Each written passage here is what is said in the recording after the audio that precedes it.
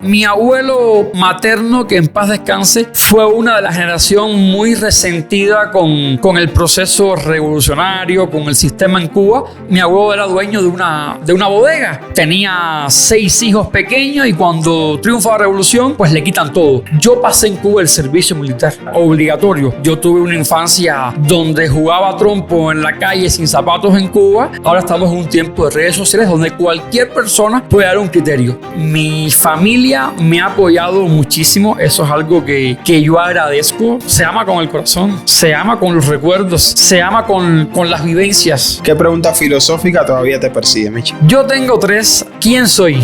¿Cuál es mi misión? ¿Y qué es la felicidad? Hola familia y bienvenidos a su espacio Negocios sin Filtro. Un podcast, un espacio donde platicamos de todo, de negocios, de emprendimientos, de migración y de la vida. En el día de hoy, si vio la miniatura, tenemos a un invitado especial, una persona que ha servido de inspiración para toda una comunidad, que ha servido de ejemplo para nosotros los que estamos creando contenido ahora, que ha abierto muchas puertas y que al final del video se van a dar cuenta que fue capaz de cambiar muchísimas vidas y entre ellas la de este servidor.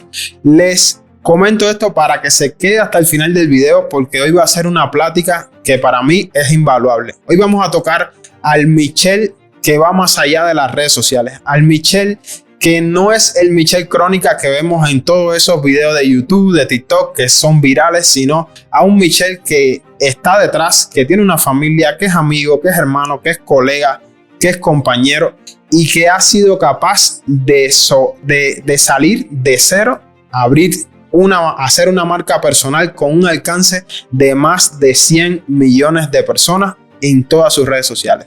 Le agradezco mucho si es la primera vez. Soy Enrique Martínez. Estoy aquí para nada más contar historias y hacer que ustedes disfruten de estos momentos y aportarles un granito de arena. Entonces, sin más, vamos al capítulo de hoy.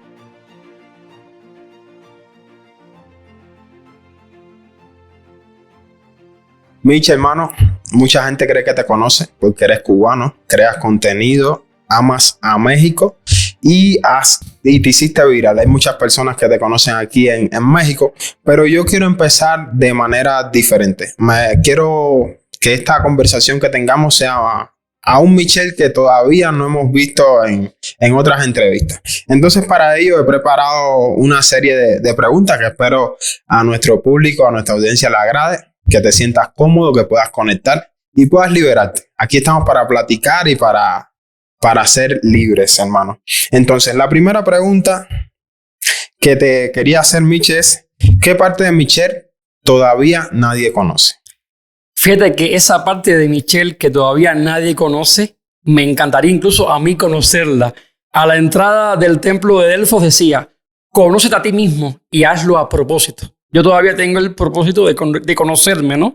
De conocerme a mí mismo. Pero yo creo que hay una parte muy personal que inevitablemente uno se guarda y creo que soy muy celoso en eso, en guardarla, aunque quizás ciertas aristas el público se pueda percatar. Pero es una parte de Michel que solamente conocen mi esposa, mis padres, mi abuela materna, que en paz descanse, que me decían, eres un niño muy noble. Siempre en la familia era el que cedía, era el que decía, sí, vamos a hacerlo de este modo que favorezca a todos.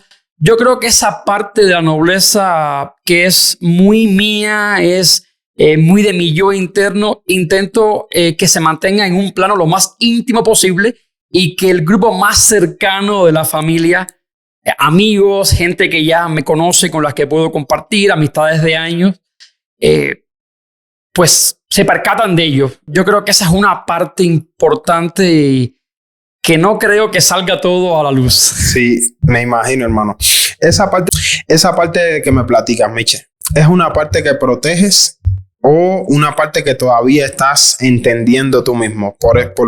O sea, ¿la proteges o la estás entendiendo? Por eso, ¿por qué motivo real no lo muestras a tu auditorio, a tus seguidores? Protección, eso es un sello familiar. Yo creo que de los valores que debo agradecer, sobre todo a mi a mi abuelo paterno. Yo fui un niño muy afortunado que tuve una relación por más de 3 décadas. Hasta los 31 años tuve mis 4 abuelos vivos. Fueron nonagenarios, tuvieron una vida muy larga. Y lo que pasa es que hablamos ahora de redes sociales, pero esto es un fenómeno que tiene muy poco tiempo de existencia. Pero antes de que este fenómeno se diera a conocer, antes que la gente todos empezáramos a consumir redes sociales, pues hay una historia de vida, hay una historia familiar, y yo creo que es protección, 100% protección. Mantener como en ese baúl de los recuerdos, mantenerla en un cofre encerrada, y la llave la tienen muy pocas personas. Yo creo que es protección. No podemos ahora, porque no tenemos que cuidar esa parte familiar, que no todo el tiempo salga a la luz. Aunque hacemos contenido, ciertamente, donde mostramos momentos familiares, hay una línea muy delgada que yo creo que todo creador de contenido debe ser muy cuidadoso. O sea, no pasar esa línea. Sí te muestro la familia, sí te muestro incluso la intimidad del hogar, pero hay algo muy, muy, muy íntimo que jamás voy a mostrar. Protección 100%. Muy bien. Cuando apagas la cámara, Michel, ¿quién eres realmente?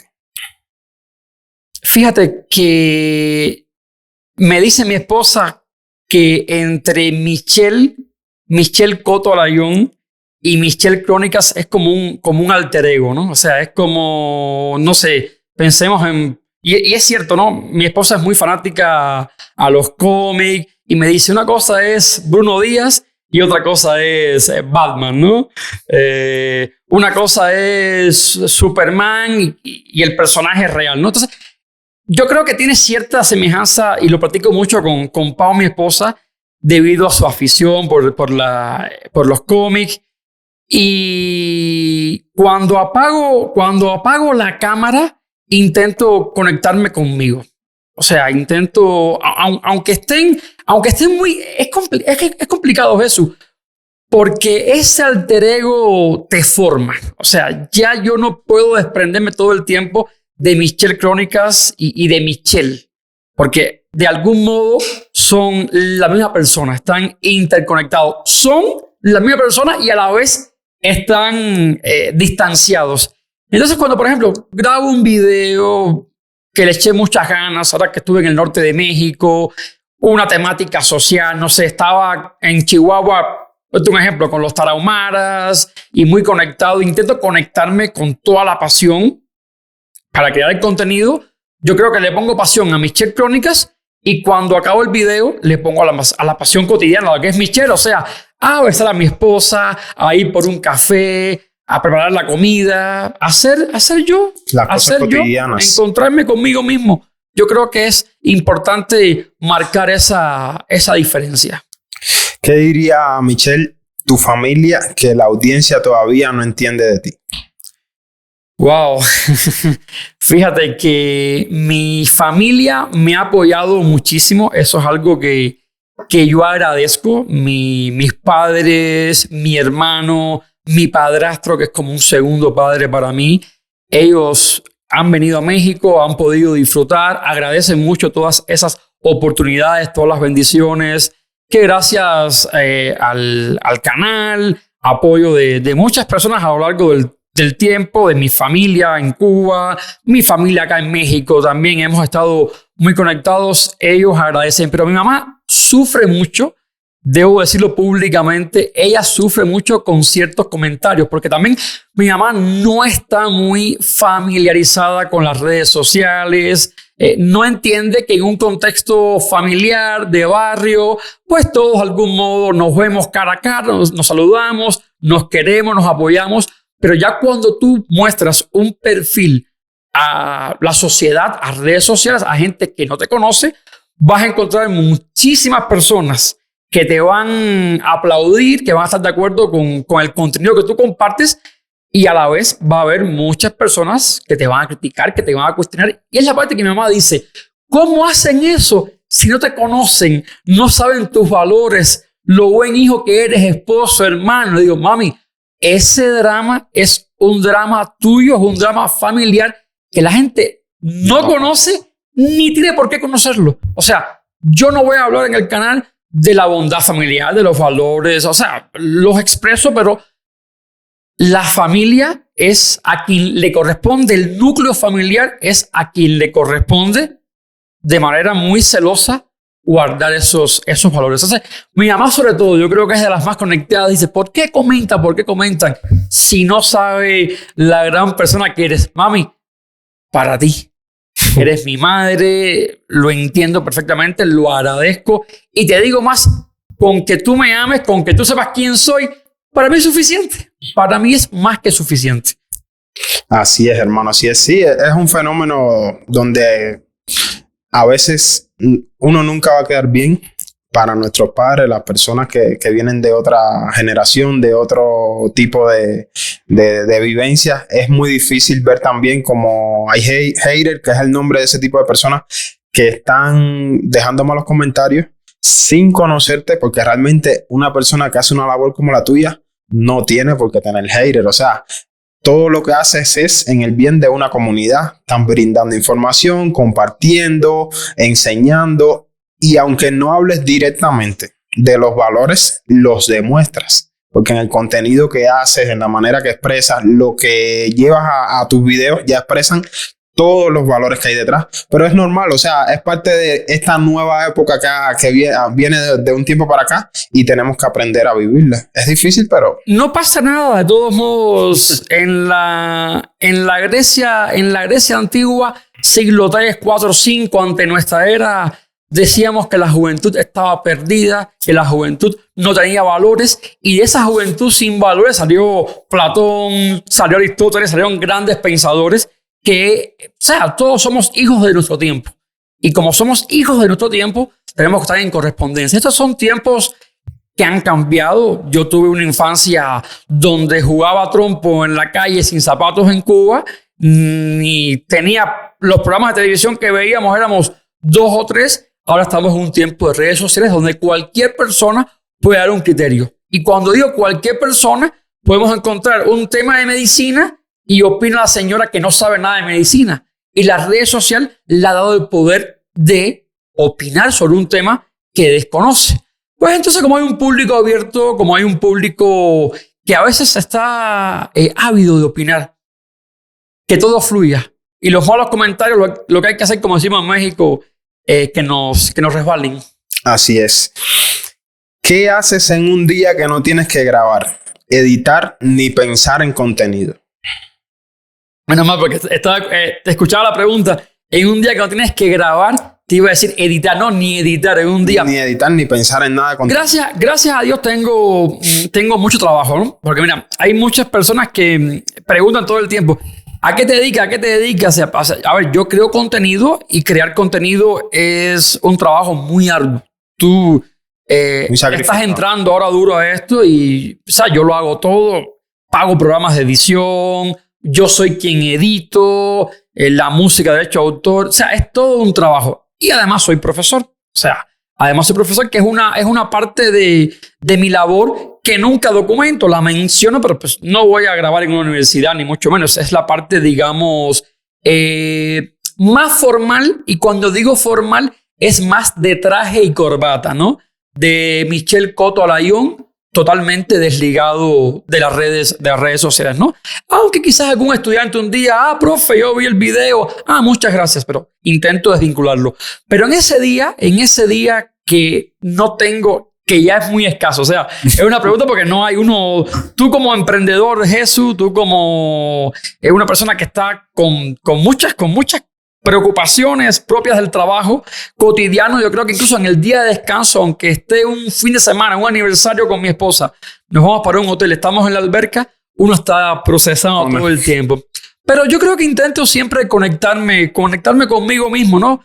Yo soy en esa parte, me gusta escuchar mucho a mis pensamientos, leer, me gusta leer mucho poesía. En un tiempo, a veces no tengo tiempo con redes sociales, con las clases, me pongo a leer literatura, ¿sabes qué? De la que me gusta, sí. Me gusta leer, no sé, a Homero, me pongo a leer a Villena, me conecto, salgo a caminar. En estos tiempos, en el tiempo libre, lo trato de hacer todos los días, pero un domingo que digo, no voy a hacer nada, no voy a editar, no tengo clases, correr, yo creo que tener el contacto, los pies con la tierra, te conectan, ¿no? Te hace más humano, te hace sentir más humano.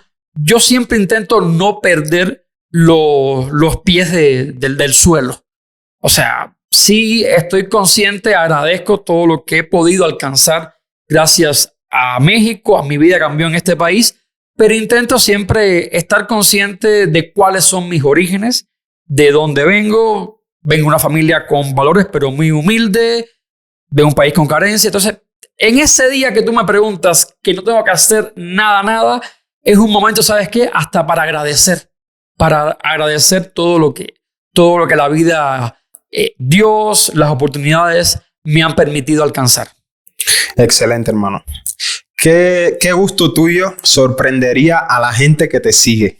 Mira, la gente sabe que yo escucho, la música mía preferida es la música de los Beatles. Yo soy mega fanático. He ido ya a 5 conciertos de Paul. Lo fui hasta perseguir a Perú. O sea, es una cosa que la gente sabe. Yo soy muy enfermo y a veces, y creo que lo he abandonado por cuestiones de tiempo. Pero en esos momentos que estoy en la casa, por ejemplo, haciendo ejercicio y pongo así, reproduzco un playlist, me gusta mucho la década prodigiosa. O sea, personas que estén viendo esta entrevista, que pasen ya no de los 40, de los 50, 60, 70. Yo soy fan a la década prodigiosa española. Fórmula Quinta, los Mustang, los Diablos, los Payos, Marisol, Juan y Junior, los Dinámicos, o sea, todos esos grupos que marcaron historia en la música pop española. Es algo de lo que no hablo mucho, pero es algo con lo que me identifico. También me gusta, lamentablemente acá en México no tengo el espacio para hacerlo.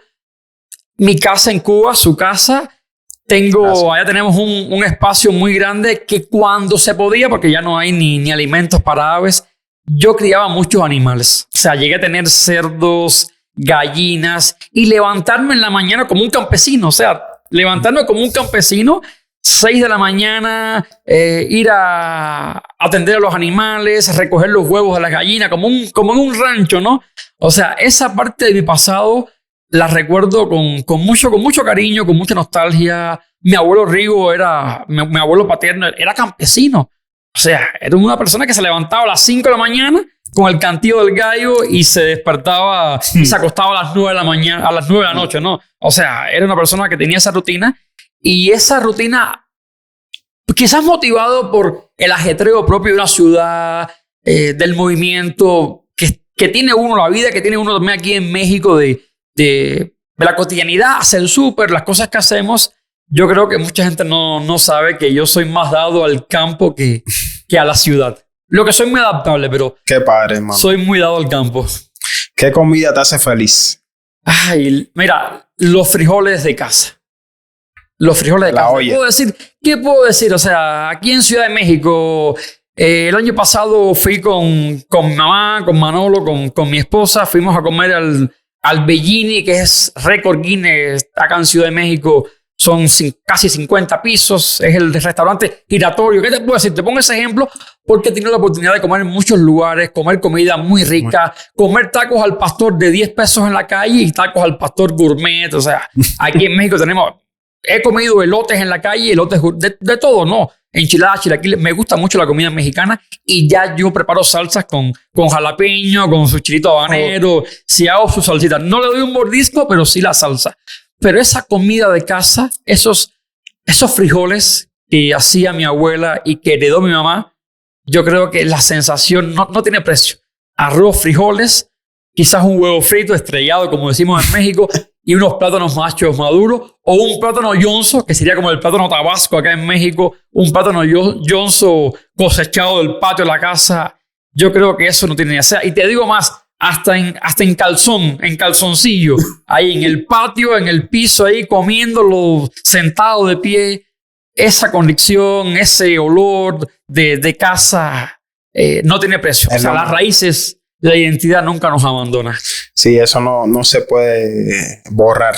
¿Qué lugar te da paz, Michel? Me gusta mucho el mar.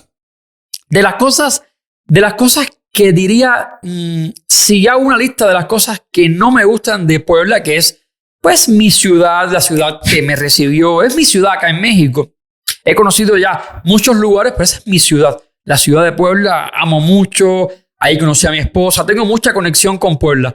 Pero Puebla no tiene salida al mar. Exacto. O sea, cuando estoy en Veracruz, he ido bastante a Veracruz. Me siento muy conectado. En Mérida me siento muy conectado también. O sea, el mar me gusta mucho. Me gusta mucho nadar. Y el oleaje son momentos que me relajan muchísimo. O sea, saber que soy parte de una inmensidad, ¿no? Nuestro planeta, las 3/4 partes están formadas de agua. Estar en ese momento, me siento como ese pequeño punto, ese pequeño ente en todo un espacio. Y me relaja muchísimo, de verdad que me relaja muchísimo. Si me siento con gripa, cualquier tipo de malestar que tenga, el mar me lo cura. Es una medicina natural. Y nosotros venimos de una isla. Exactamente. Y más que bien, pues yo creo que todos los niños, pues tuvimos la oportunidad, ¿no? De conocer, de conocer el mar. Sí. Hay días donde no quieres ser el cubano más mexicano. Pero es que ese es un sello que agradezco mucho, ese es un sello que valoro mucho. Esa es una... Las etiquetas no son malas ni buenas, depende. Y esta es una etiqueta que yo agradezco mucho a una comunidad cuando se empezó. Yo recuerdo, mucha gente dice, si googlean Michel Crónicas, se autodenomina el cubano más mexicano. Yo no me autodenominé el cubano más mexicano. Yo recuerdo muy al principio, 2020, que empecé a crear contenido, quizás ya en octubre, noviembre, no llevaba ni un año creando contenido. Y ya mucha gente, algunos videos que empezaron a ser vistos, los puntos de vista que yo estaba comentando. Michel, eres el cubano más mexicano. Tú eres el cubano más mexicano. Y no creo que yo sea el único cubano. Hay muchos más cubanos. Hay otros cubanos que son los cubanos más mexicanos, ¿no? Eso habla de una conexión cultural entre los dos pueblos, ¿no? Entre el cubano con raíces cubanas y el mexicano con raíces mexicanas, ¿no? De saber que somos hermanos, de saber que estamos en una misma dirección, ¿no? Que estamos saliendo adelante y es algo que agradezco. O sea, no me pesa, al contrario, cuando me etiquetan, me dicen, eres el cubano más mexicano, yo me siento de eso profundamente orgulloso. Bueno, Michel, ahora vamos a ir a conocer al Michel fuera de cámara. Bueno, pasamos por el Michel fuera de cámara. Quiero ir al origen. Ahora vamos a pasar antes de llegar a México, antes de ser viral, antes de la marca personal que soy. Vamos al niño, a la casa, a Cuba y a las heridas que han formado ese carácter y ese Michel que eres hoy. Antes de ser Michel Crónica, antes del video viral y antes de México, ¿quién eras tú en Cuba? Yo siempre fui un niño muy inquieto. Siempre fui un niño muy respetuoso, un niño que le gustaba siempre nutrirse del conocimiento de las personas mayores. O sea, siempre fui en ese sentido muy respetuoso. Tengo recuerdos de muchos vecinos que cuando yo tenía 5 o 6 años, ante mis 10 años, eran ya personas mayores y siempre le decían a mis padres, Miche es muy respetuoso. Miche siempre no es un niño que nos falte al respeto. Y cuando digo que no faltaba el respeto, no es que no dijera nada, quizás un niño inquieto, un niño no comprende quizás un comentario, un regaño, un consejo que le dio una persona mayor, sino que yo los buscaba. Yo buscaba a las personas mayores, me crié con mis abuelos, los amigos de mis abuelos. Me gustaba muchísimo aprender de las personas mayores. Y por eso yo creo que comencé mis estudios, dígase primaria, secundaria, con un carácter muy tranquilo. O sea, era inquieto, me gustaba mucho estudiar, me gustaba destacar. En la primaria me gustaba siempre declamar poesía en lo matutino, o sea, ese tipo de cosas. Pero nunca fui un niño de conflictos. Porque, ¿sabes eso? todos los niños han tenido quizás sus riñas. Yo me siento orgulloso, ¿no?, de tener el sello. Yo nunca, como diríamos en Cuba, yo nunca me fajé con nadie. Imagínate, o sea, yo soy de Santiago, Cuba. Tú eres de Santiago, la tierra caliente. Yo nunca me fajé con nadie. O sea, yo nunca tuve una riña con ningún tipo de compañeros. No, al contrario. Tuve la ventaja, era monitor. Por ejemplo, me gustaba mucho la matemática. En la primaria me encantaba las matemáticas. Y a mi casa iban muchos compañeros de aula, del salón. Y ahí repasábamos. Yo era monitor, o sea... tenía una conexión también con mis profesores. Recuerdo muy bien a mis maestras Migdalia de primero a... Gisela de preescolar, Migdalia de primero a cuarto y Mary Alejandrina quinto y sexto. Esas fueron mis maestras de preescolar hasta sexto grado que me marcaron. Y todavía me considero, ya tengo 39 años, que fui de la generación, lo hablábamos antes de comenzar tu podcast, que fui de la generación que todavía tuvo la gran dicha en Cuba de contar con maestros de la antigua generación, de maestros buenos. Yo tuve en secundaria maestros de historia buenos, de español, de biología, de matemática. O sea, personas que estaban muy vinculadas con la docencia, personas que amaban la carrera, la profesión. Y no es que ahora no exista, sino que ha decaído mucho. Ha decaído demasiado. Lamentablemente, la educación en Cuba se encuentra en una de sus peores crisis. O sea, la educación en Cuba ha decrecido. O sea, no te puedes imaginar cuánto. Y yo en Cuba pasé por todos esos niveles de enseñanza. También estudié en un pre de ciencias exactas. También tuve muy buenos profesores que realmente no era mi rama. No era mi rama estudiar una carrera de ciencias exactas. Me inclinaba más hacia las humanidades, pero creo que esa disciplina, ese rigor, te forma un carácter. De esa física, matemática, física. Y no es lo mismo la matemática física que me encantaba en la secundaria, que ya logaritmo y, o sea, la física también ya de un pre de ciencias exactas. Si Juan lanza un proyectil de un quinto piso, o sea, ya es un poco más pesado, ¿no? Yo estaba dado más para la... Y también te exigían un promedio. Aquí, en Cuba es en base a 100, que aquí sería en base a 10. O sea, 8.5, si estabas por debajo de ese promedio, ya no. Tenías que abandonar el pre. O sea, todo eso te formaba y también vivías en una época de mucha presión. O sea, esa balanza, momentos de felicidad que fueron los mayores, y momentos tensos de crisis. Yo pasé en Cuba el servicio militar. Sí. O sea, obligatorio. Tenía, no sé, no estoy muy seguro cómo sea el día de hoy. Complicadísimo, me imagino. En mi llamado fue nada más un año, porque como iba a estudiar una carrera universitaria, estuve un año en el servicio militar, pero un año que aquí cuento, hablas de formar carácter. Yo en la previa, que son 45 días en una unidad militar, yo estuve, lo voy a confesar, 15 días sin bañarme. Y no es porque no hubiese agua, era un ejercicio militar. O sea, muchos amigos cubanos que estén viendo este podcast podrán decir en los comentarios si es cierto o no. O sea, es fuerte. Y yo soy una persona un tanto meticulosa, con el cuidado personal, pero pues te toca. Estás con un uniforme lleno de fango y eso, aunque es un servicio militar que no, yo quiero ir, no es voluntario, es obligatorio para todos los varones en Cuba, sí te forma el carácter. Son de las cosas que te marcan. Experiencias que marcan. Hablando de recuento desde las profesoras que nos tocó hasta esa etapa del servicio militar, que yo también pasé un año, pero fue una experiencia de vida. O sea, ahí cambia totalmente. Sí. Miche, ¿qué soñabas ser antes de imaginar que terminarías viviendo en México y creando contenido? Mira, te voy a responder, me estoy acordando ahora esa pregunta, te voy a responder citando una frase de uno de mis grandes ídolos y después te la voy a responder ya. Digamos que esto es serio y después te la voy a responder más serio todavía, ¿no? Okay. Cuando John Lennon estaba en la escuela, tenía 5 años, le preguntan en el salón de clases, allá en Liverpool, pregunta a la profesora: niños, ¿ustedes qué quieren ser cuando sean grandes?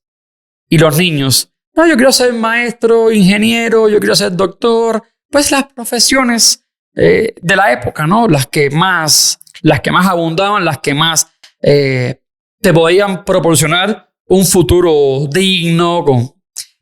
Y cuando le toca el turno a John Lennon, rebelde desde niño, dijo, yo quiero ser feliz. Y la maestra le dice, no entendiste la pregunta. Y él respondió, no, maestra, usted no entiende la vida. O sea, venimos a esta vida justamente a ser feliz. Antes de ser Michel Crónicas, o se podría haber llamado, porque al final es un proyecto. O sea, es un proyecto que ha ido creciendo, es un proyecto que le he echado muchas ganas, del cual me siento orgulloso, pero ante todo hay una identidad. O sea, hay una identidad que se ha ido formando a lo largo de los años e intento siempre mantener. Yo quería ser, o sea, lo sigo siendo profesor. Cuando estaba en la primaria quería ser profesor. O sea, profesor de matemáticas. Me encantaba la matemática. Ya después te contaba, llego a la prepa y digo, no, la matemática a este nivel. Yo creo que al día de hoy me preparo y puedo dar matemáticas en secundaria. En secundaria puedo dar matemáticas. Todavía me recuerdo muy bien las propiedades de los triángulos. O sea, sí. Problemas también de... Problemas de lógica, sí. Podría dar clases. Quería ser profesor, me gustaba. ¿Y por qué es una profesión que siempre quise? Porque me gustaba mucho comunicar. O sea, comunicarme con alumnos, que me escucharan, tener como la atención de un salón de clases.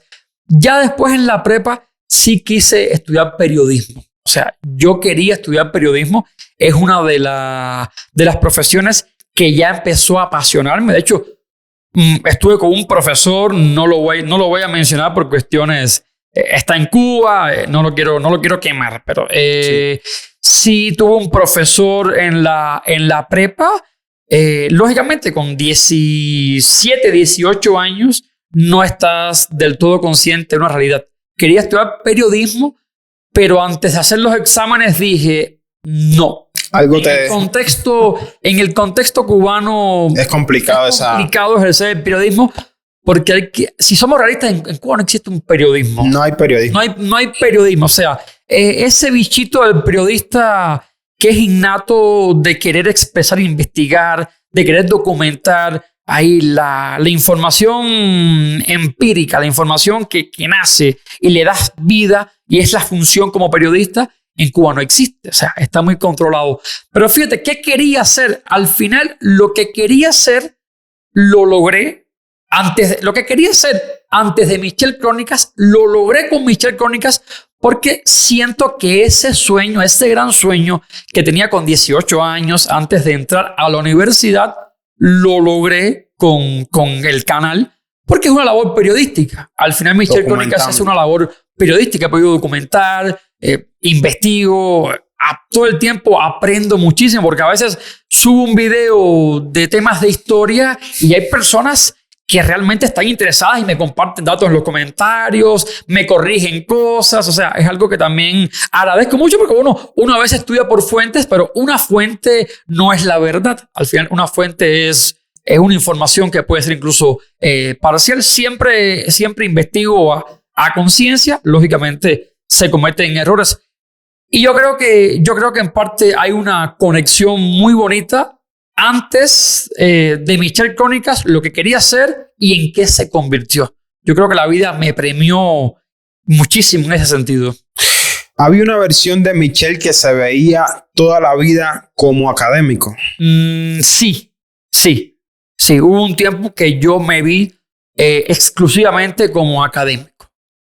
Me veía como profesor, porque retomando un tanto la pregunta anterior, no estudié periodismo y estudié filosofía. Y yo creo que también haber estudiado filosofía en Cuba, que hice la licenciatura, ya después hice posgrado en México, me dio también muchas armas argumentativas, logísticas, racionales, que agradezco muchísimo esa formación. Pero, perdón, se me fue la pregunta, perdón. Sí, era que si te veías todo el tiempo como académico. Sí. Pero no me veías eso, no me veía todo el tiempo como académico. No, llegó un momento, te soy sincero, que dije, está genial la universidad, pero al final me sentía entre muros. Sí, inicialmente me sentía atrapado en los muros del alma mater de la Universidad de La Habana, y también puede pasar en otra universidad, que es un trabajo hermosísimo, la academia es un trabajo hermosísimo, pero aspiraba a algo más. Eso y algo más. O sea, aspiraba a comunicar a un público más amplio. ¿Qué tuvo que morir de ese Michel para que naciera Michel Crónicas? Yo creo que hubo muchas muertes, ¿no? Me estoy acordando ahora de Así habló Zaratustra de Nietzsche, cuando habla que Dios ha muerto, ¿no? Quizás el actuar humano está indicando la forma en que nos estamos comportando socialmente. Puede hablar de la muerte de Dios, de la muerte de un Dios. Yo creo que hubo varias muertes, si voy a pensar de manera nietzscheana, porque en la Universidad de La Habana ya estaba literalmente, te digo, obstinado. No era solo, yo veía la academia y de eso me sentía orgulloso. Solamente el hecho de estar conectado con el conocimiento y compartirlo con estudiantes, que te permitiera debatir de manera libre. Pero es que si decimos en Cuba debate y libertad, son dos conceptos que como no ligan. Y eso empezó ya a frustrarme muchísimo. Dije, no puedo seguir como profesor, al menos acá en Cuba. Michel, ¿fuiste un niño conformista, curioso, rebelde o soñador? Si tengo que elegir una, soñador. Siempre fui un niño soñador. Siempre fui de esos niños. Tengo un único hermano que quiero con la vida, lo amo con la vida. Es menor, mi único y menor hermano, más pequeño que yo. Nos llevamos nada más 2 años. Y siempre recuerdo de niño, mi hermano me decía, no, esto no va a ser posible. Sí va a ser posible. O sea, y él al día de hoy me dice, menos mal que tú no desististe, menos mal que tú eras constante y lo lograbas, ¿no? Y así también con mis padres. Muchas veces le decía a mi mamá, vamos a hacer esto, en la escuela hay que hacer esto. No, es muy complicado. Y yo siempre buscaba la forma, ¿no? O sea, yo creo que la virtud de soñar, o sea, soñar en los tiempos de crisis tiene un valor enorme. Porque soñar, el sueño es, digamos, esa ilusión que se te despierta, esa sinapsis neuronal que hacen con unirse 2 neuronas y dice, tengo este sueño. Entonces se te despierta esa ilusión que está acompañado de adrenalina, está acompañado del deseo de dar un paso por alcanzar esa meta, con herramientas, lógicamente, que la posibilidad que los sueños se cumplan es más seguro, quizás, poniendo de tu parte. Pero en tiempos de crisis, ser soñador es una virtud que ya muchos abandonan. O sea, sobre todo porque hay muchos lugares como nuestro país que es especialista matando sueños. Sí. No, o sea, la gente ahora, no sé, imagínate, redes sociales, ¿no? Mucha gente liga ahora en redes sociales y no sé, tantas aplicaciones y tienes como que para elegir, no, nos hemos convertido en ese sentido, ¿no? Y siento que es de la parte no tan virtuosa en números, en cosas contables, en un vaso con agua, que si no me gusta, pues la cambio. Y somos seres humanos, ¿no?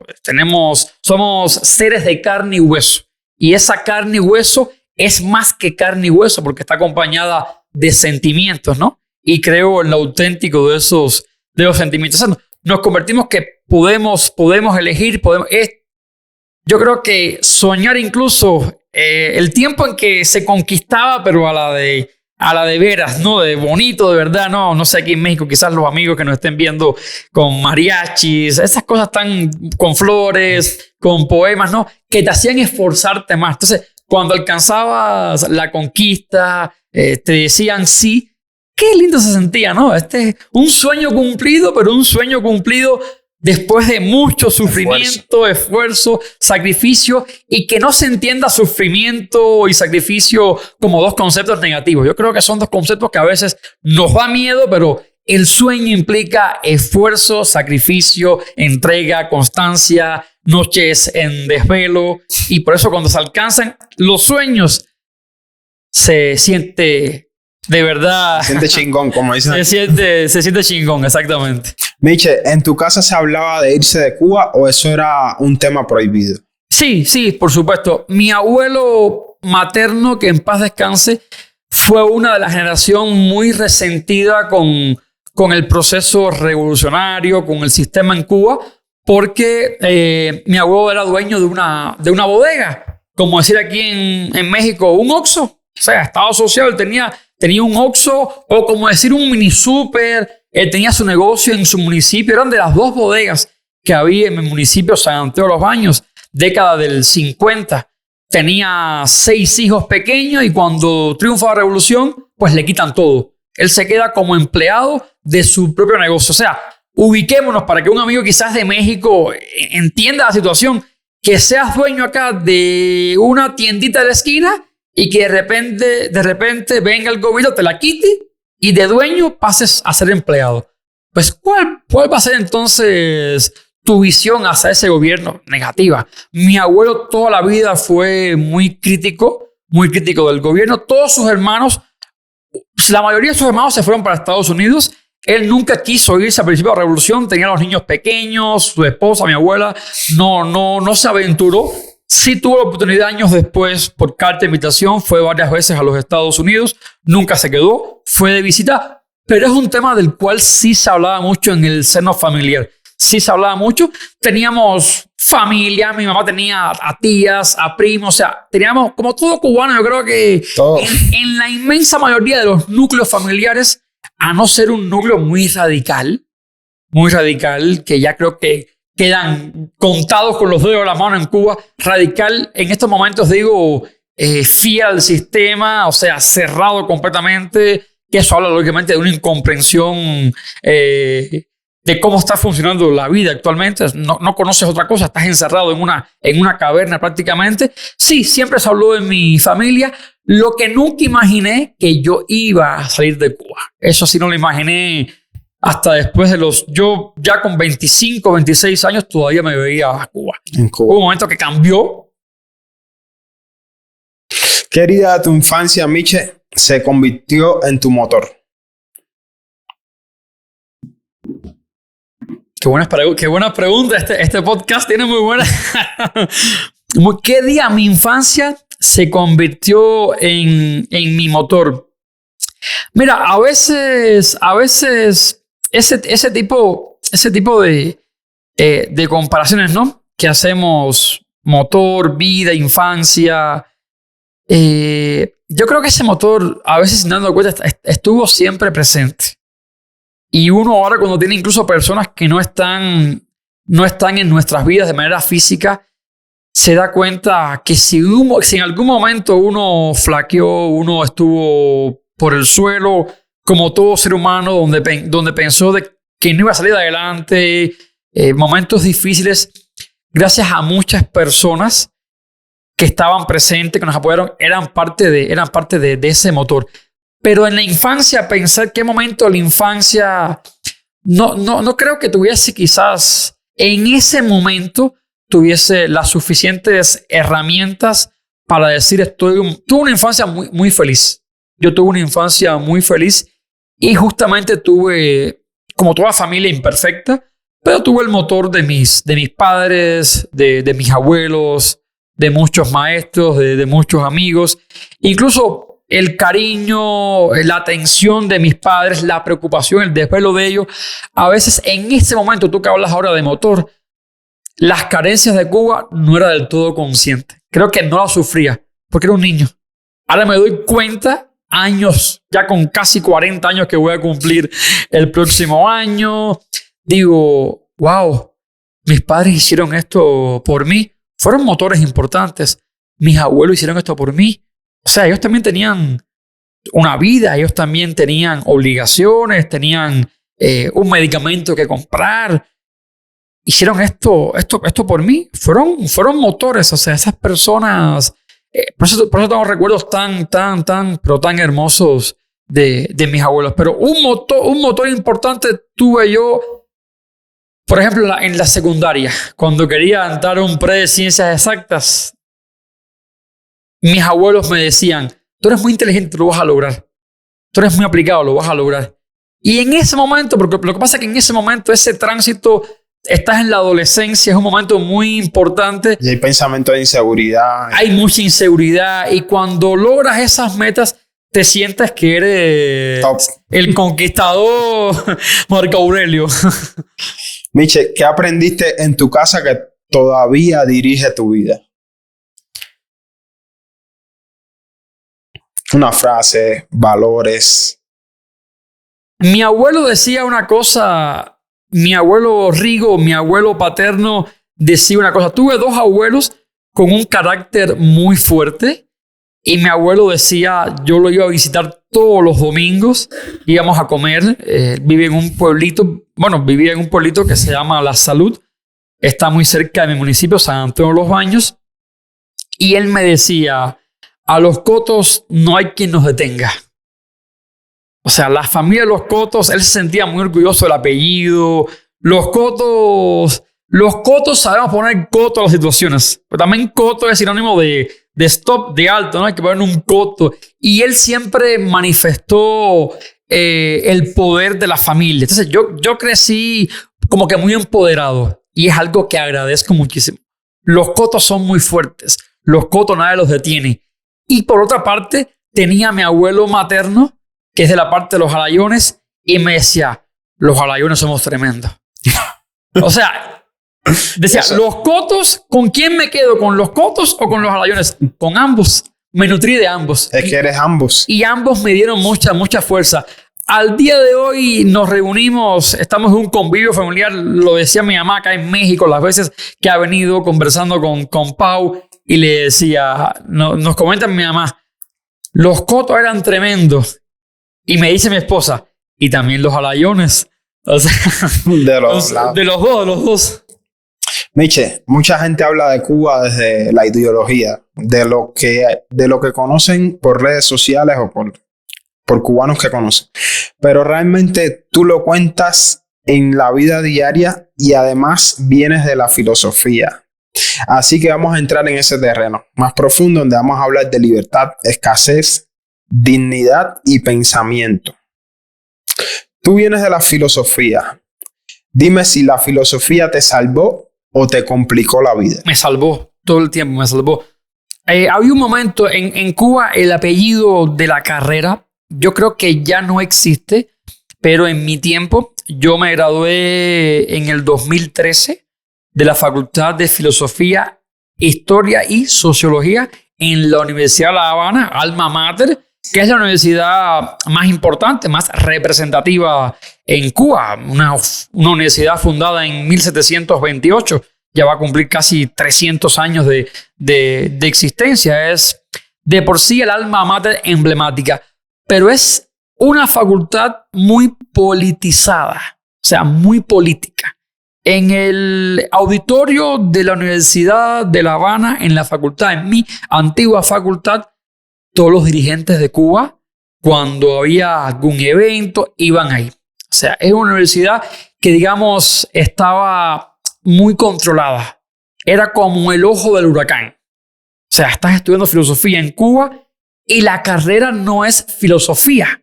Aunque en los 5 años vamos desde filosofía clásica, filosofía griega, renacimiento, medioevo, modernidad. Vamos desde Sócrates, Platón. Vamos desde los primeros, desde Tales de Mileto, Anaximandro, Sócrates, Platón, Aristóteles. Llegamos a clásica alemana con Kant. No sé, empiristas como David Hume. Y después estudiamos a Marx, a Engels. Llegamos hasta modernidad con existencialismo, con Heidegger, en fin. Estudiamos todas las corrientes importantes que existen a lo largo de la historia de la filosofía. El nombre de la carrera es filosofía marxista-leninista. Cuando realmente de Marx y Lenin damos un semestre. Es en cuarto año. Y ese siempre fue un eterno debate. ¿Por qué? Si somos estudiantes de filosofía, nos tienen que acuñar. Y eso se convertía en un problema para muchos que después decidíamos emprender vuelo, ¿no? Como fue mi caso, irnos a otro lugar. Y nos quedaba como esa etiqueta. Ah, vienen de Cuba, son marxistas. Y puede ser un poco chocante. No somos marxistas. Somos filósofos que también hemos estudiado a Marx, a Engels. Es una arista de la carrera, pero no es la carrera. Entonces yo creo que eso fue una de las cosas que estuvieron más politizadas dentro de mi formación. Y allá también decíamos, yo lo tenía muy consciente porque más allá del control que pudiese haber, habían profesores muy buenos y las mejores pláticas no eran las aprobadas, las que estaban legitimadas por la estructura sociopolítica. Las mejores pláticas son las que se elaboran, las que nacen en pasillo. Son las mejores pláticas, las que están en pasillo. Quizás estamos teniendo aquí un podcast muy libre, un podcast con excelentes preguntas. Me está encantando, pero puede ser que después del podcast surja una plática aún mejor que este podcast, ¿no? Porque el podcast no se agota en el podcast. Siempre van a surgir más preguntas. Y decíamos que la filosofía en Cuba quizás no era buena la carrera de filosofía. Algo muy diferente a la filosofía. La filosofía en sí es la primera de las disciplinas. Las academias filosóficas han estado representadas por grandes, por genios, y de eso hay que sentirse muy orgulloso. Definitivamente, el que domina el pensar, domina las multitudes, o sea, y es libre. Es la realidad. Entonces, es complicado porque allá se aplica eso al ámbito político. Te hacen pensar e ir por un camino. Si te desvías... Mira, yo te voy a decir una cosa. Yo impartía una asignatura que se llamaba Pensamiento Político. La daba a tercer año de la carrera. Un saludo a todos los estudiantes, que sé que muchos lo van a ver. Muchos me escriben por Facebook. Algunos están en Cuba, otros han tomado otro camino. Mis estudiantes de tercer año de filosofía, de sociología, de historia. Y daba una asignatura, me comentaba, pensamiento político, y a veces tocaba a los grandes utópicos, tocaba a Tomás Moro, a Campanella, con sus grandes utopías, Ciudad del Sol, y yo intentaba con mis estudiantes no quedarme en el cuerpo estructural del texto, sino ¿de qué sirve esto? O sea, ¿qué nos aporta esto a nuestro presente, a nuestra realidad? Porque ¿de qué sirve un concepto abstracto si no eres capaz de llevarlo a tu realidad inmediata?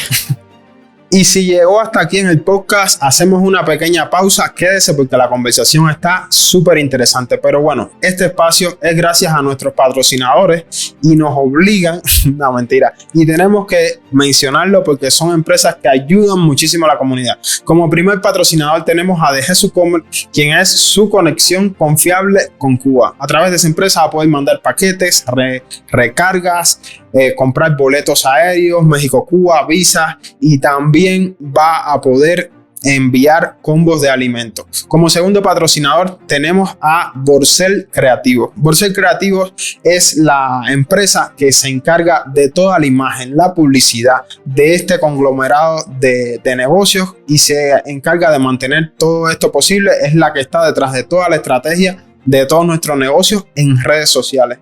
Si necesita que su marca personal, es emprendedor o su negocio resalte, contáctenos a través de www.borcelcreativos.com. También nos patrocina Remi 360, una agencia que se encarga de enviar dinero tanto de México a Estados Unidos a Cuba, Cuba a Estados Unidos, en fin, en varias direcciones. ¿Quieres saber más detalles? Visite www.remi360.com.mx. Y como cuarto patrocinador está The Jesus Tech. Un emprendimiento que le tengo mucho amor porque fue el primero que hice. Es una empresa, un e-commerce de tecnología que puede hacer su compra desde cualquier parte del mundo. Así que si usted no está viendo desde cualquier parte del mundo, tiene familia en Cuba, necesita hacerle llegar un cargador, un celular, un accesorio, lo que sea, puede entrar a jesutech.com. Ahí con todo gusto agregar al carrito y nosotros le estaremos llevando ese accesorio a cualquier parte de la isla. Y sin más, familia, seguimos con el capítulo de hoy. ¿Pensar tanto te ayudó a entender Cuba o te hizo sufrirla más? Ambas, lamentablemente ambas. Yo creo que es una de las... Es un arma de doble filo. El pensamiento es un arma de doble filo.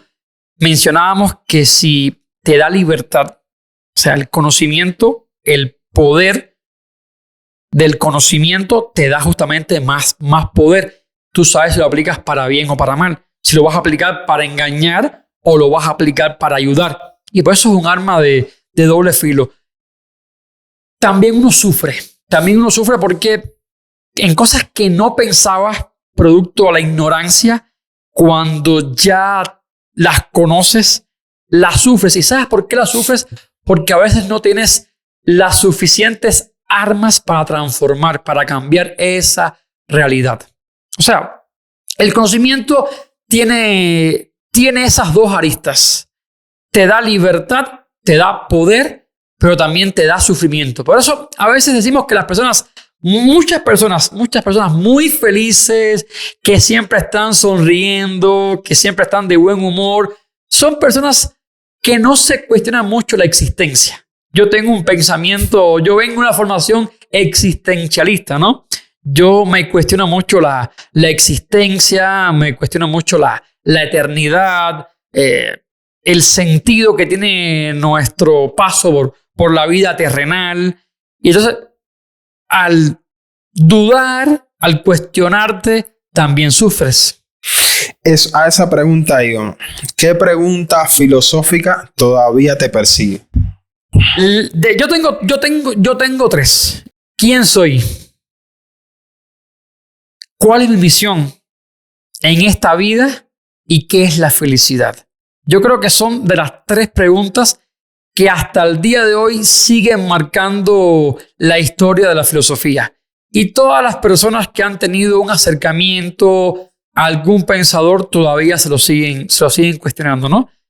Y la última, ¿qué es la felicidad? O sea, hay una película clásica de Will Smith, En busca de la felicidad. En busca de la felicidad. O sea, es una película que tiene un enfoque filosófico muy fuerte, ¿no?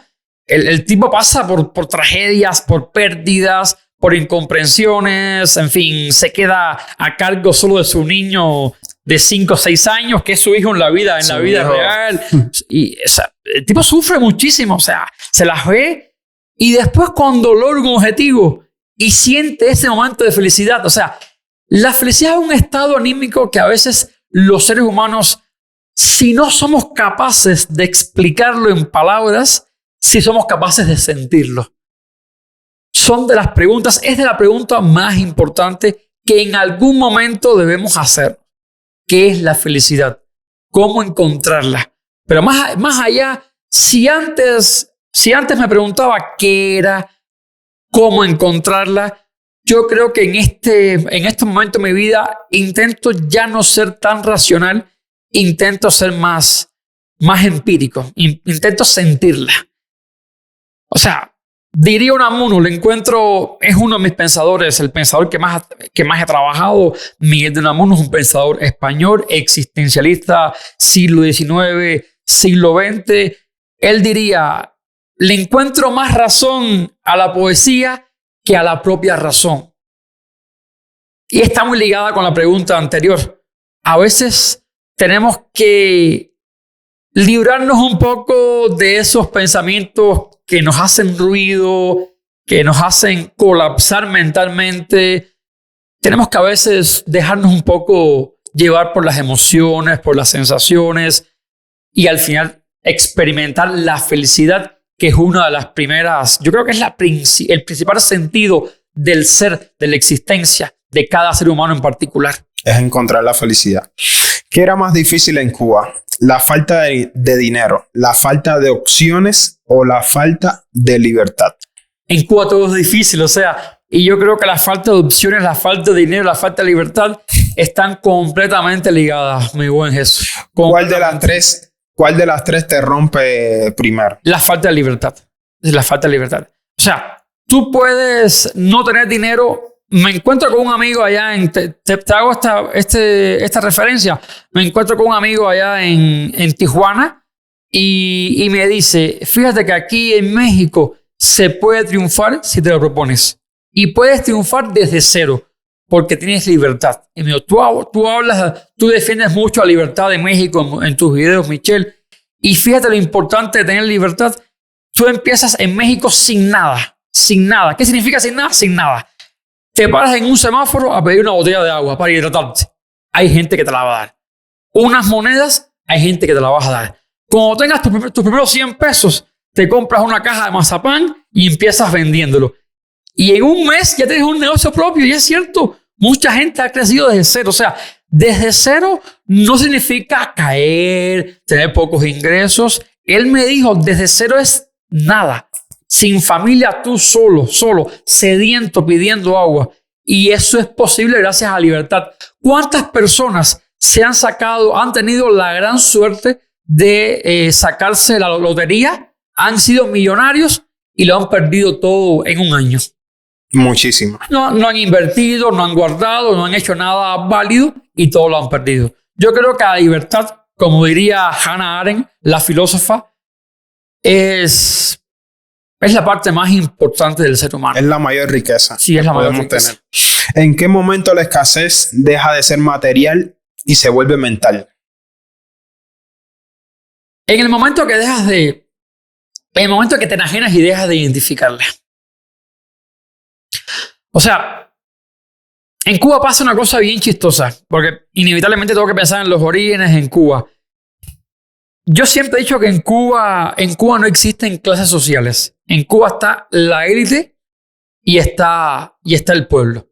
O sea, aunque tú puedas decir que muchas personas tienen un poquito más, un poquito menos, sí, muchas personas reciben remesas, eso te iba a decir. Muchas personas reciben cierta ayuda. Todos esos cubanos que logran estar un poquitito mejor porque tienen un familiar que los ayuda, que está en el extranjero, pero no todos tienen ese privilegio, pero aún así no tienen la posibilidad de elegir comer aquello que prefieren, aquello que más les gusta. Entonces, es muy complicado cuando ya dejas de pensar en tu situación, ya dejas de pensar en lo que estás viviendo por cuestiones delimitantes. Mucha gente que se la está viendo realmente difícil y entonces lo material ya se convierte en algo muy, muy tangible, muy sentido, muy vivido y es duro.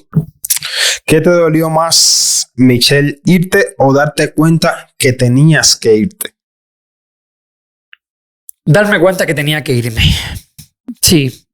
Hubo un momento que dije, no hay vuelta atrás. Yo creo que es la experiencia de todo migrante. Puedo hablar desde mi propia experiencia como cubano, desde mi propia realidad, de las circunstancias inmediatas que me aparecieron, porque soy de los migrantes que que me puedo sentir afortunado. Yo admiro mucho a las personas que hicieron la travesía, que la siguen haciendo por terceros países, Nicaragua, y cruzan Honduras, llegan hasta Tapachula, sur de México, atraviesan toda la frontera y hasta el norte de México. Es admirable. En mi caso, tuve otra realidad. Pude venir a hacer estudios de posgrado, me gané una beca, pero te digo, en aquel entonces, año 2013, y es algo que mentalmente yo todavía recapitulo, 2013, que estaba dando clases en la Universidad de La Habana, que me sentía a gusto, y de repente 3 años después, 2016, estaba ya completamente chocado, estaba ya completamente fuera de sí. Dije, esto es insostenible. Mentalmente recapitulaba todas las obligaciones, todos los cumplimientos absurdos qué te obligaba a hacer el sistema, la universidad, todas las cosas. Yo tuve que venir también, aunque tuve la dicha de venir, como digo, ¿no?, en traje y corbata, con una visa de estudiante, ante la ley, en entrevista en la Embajada de México en La Habana. La parte es triste, como por la parte extranjera, como por la parte de México, del país que me iba a acoger, que me iba a recibir. Todo lo hago tranquilamente, voy a la embajada, todos los documentos. Y la parte de mi país, la parte de Cuba, todo fue oculto. O sea, yo informé que estaba en México, yo pedí la baja en la universidad, a la Universidad de La Habana, a los directivos de la facultad, ya estando en México. Estando en México porque sabía que si lo hacía antes, podía tener algún tipo de problema. Me podían impedir la salida porque era un profesor a tiempo completo. Yo tenía una plaza a tiempo completo. Y tuve que decirlo al decano y al jefe de departamento estando en México. O sea, es doloroso cómo a veces no los tuyos te ponen tantos límites. Pero cuando eres consciente de que no hay vuelta atrás, que ese es el camino, también tienes mucha paz mental. Porque hubiera sido peor no haberlo hecho. No imagino mi vida 10 años después, los que han transcurrido viviendo en México, si no hubiese tomado esa determinación, esa decisión hace ya unas décadas. ¿Qué cosa de Cuba amas profundamente, aunque hayas tenido que irte? Yo amo a Cuba profundamente. O sea, yo creo que se entienda porque esos son muchos comentarios.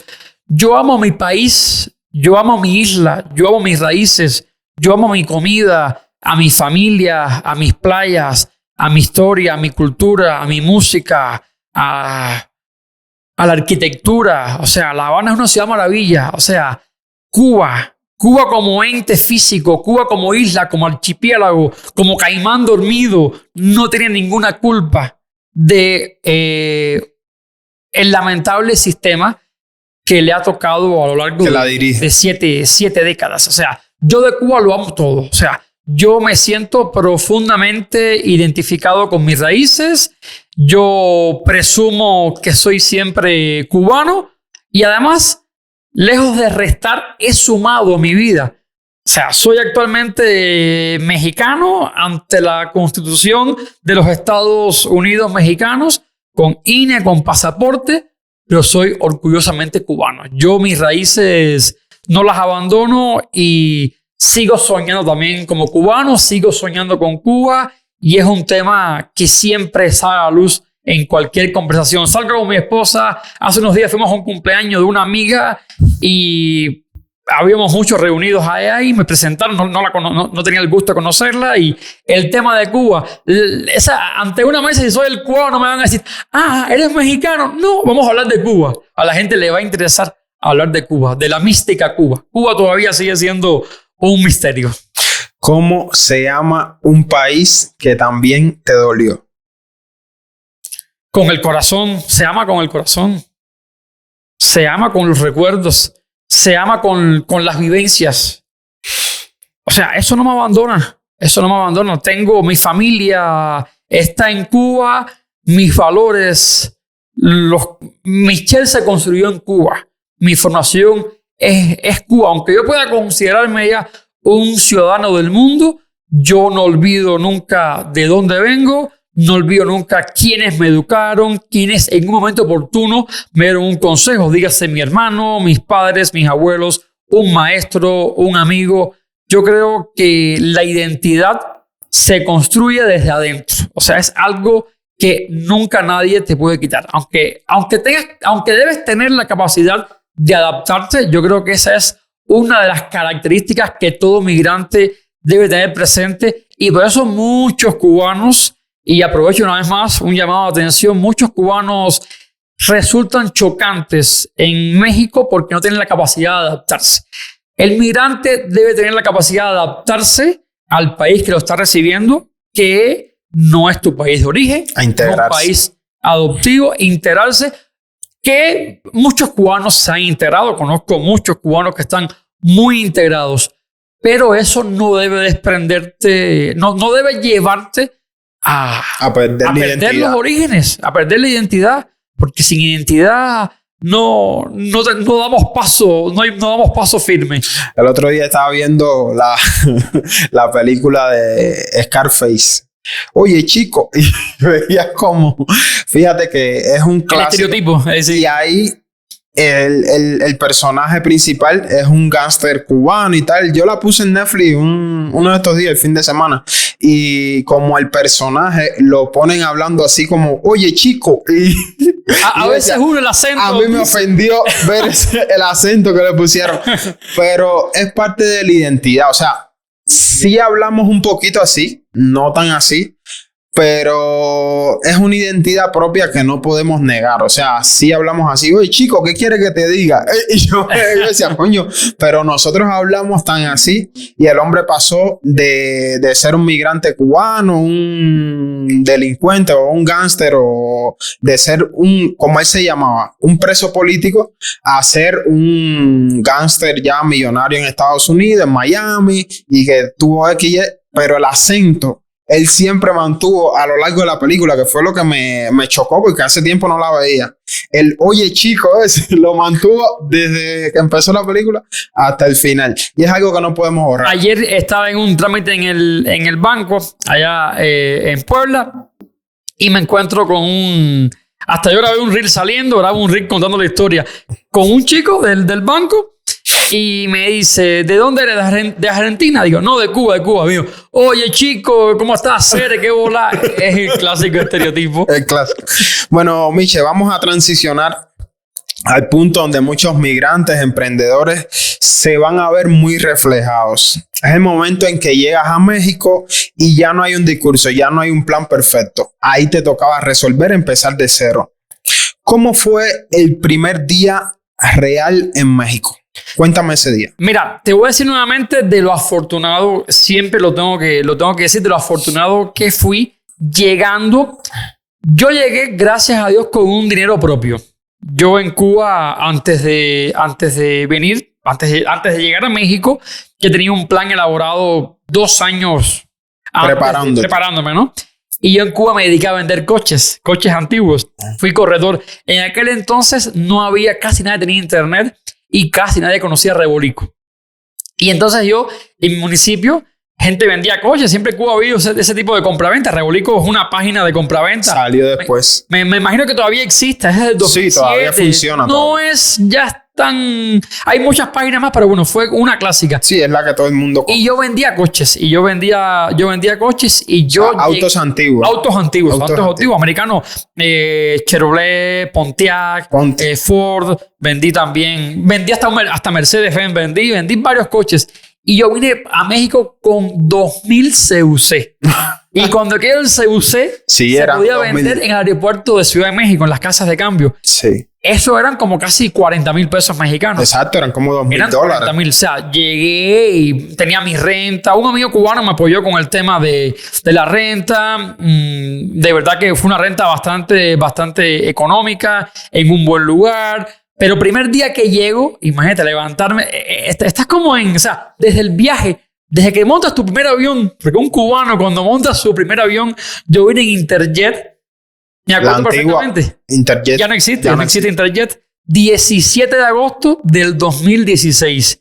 Llego a Ciudad de México, 5 o 6 de la tarde, era el vuelo de las 2 de la tarde de salida de La Habana, y tomo mi camión hacia Puebla, ADO, o sea, todo te resulta extraño. Todo te resulta extraño. Sentía hasta el cambio de presión, porque Puebla es una de las ciudades que está sobre el nivel del mar, igual que Ciudad de México. Lo había advertido y sí lo sentía. Ya no, porque ya vivo, pero sí sentía. Llego al departamento y cuando me levanto, que salgo, yo decía lo siguiente: soy un cubano rodeado de mexicanos. ¿Y por qué decía eso? Porque el día de ayer era un cubano rodeado de cubanos. O sea, no llevaba todavía ni 24 horas. ¿Cómo es posible? Te dices que hace 24 horas estaba tomándome un batido de frutabomba en Cuba, desayunando, y estoy ahora en la ciudad explorando. Fui a sacar mi cuenta en Megacable de internet. O sea, ya viendo el tema de los servicios. todo completamente desconocido. O sea, tenía 29 años, yo vine con 29 años. Ese fue el primer día. Recuerdo que comí una quesadilla, recuerdo que hice el trámite de megacable. O sea, fueron las primeras 24 horas y ya empezaba la maestría.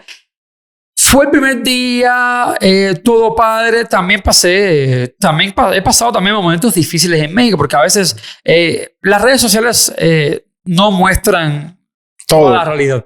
Todo. O sea, decimos que las apariencias engañan. Diría Hegel que no. Las apariencias no engañan. Son un momento de la esencia, pero no son la esencia misma. O sea, si tú ves a una persona a las 3 de la mañana saliendo de un table dance, es lo que estás viendo. La apariencia no engaña, es lo que estás viendo. Quizás la persona no está haciendo lo que tú pensabas que está haciendo, pero la apariencia no engaña. Lo que ves es. En tanto, no se demuestra lo contrario. Y en redes sociales se ve un Michel Crónicas. Michel Crónicas viaja, Michel Crónicas crea contenido, Michel Crónicas paga impuestos, mis responsabilidades. Yo he contado momentos difíciles, como mismo llegué con 40,000 pesos, como mismo tuve una beca. Cuando terminé la maestría, me quedé sin ingresos, me quedé sin dinero, estaba esperando entrar al doctorado y yo trabajé en México durante un año en taquerías, fui mesero, fui ayudante de cocina, lavé trastes. O sea, he pasado por muchos momentos, temas difíciles, momentos que me quedé sin un peso en el bolsillo, sin un peso. O sea, mi cotidianidad en México ha estado marcada por muchos contrastes, pero sobre todo sobre la base de una gran bendición y de una gran oportunidad. Y eso es lo principal. Esa parte que tú elegiste ver es lo mejor. O sea, hay quien empieza a ver de las situaciones lo negativo, pero uno es libre de elegir la parte positiva, la parte que a uno realmente lo va a motivar. ¿Qué fue lo primero que te hizo sentir que México podría ser tu casa? El cambio mental. Sí, el cambio de mentalidad. O sea, el saber que aquí puedes pensar diferente y que no por ello vas a ser condenado. O sea, en las redes sociales hay mucho cuestionamiento y estamos hablando de redes sociales. Esto es una red social, es un podcast. Es una plataforma. Es una plataforma. Estamos aquí expresando ideas desde una plataforma.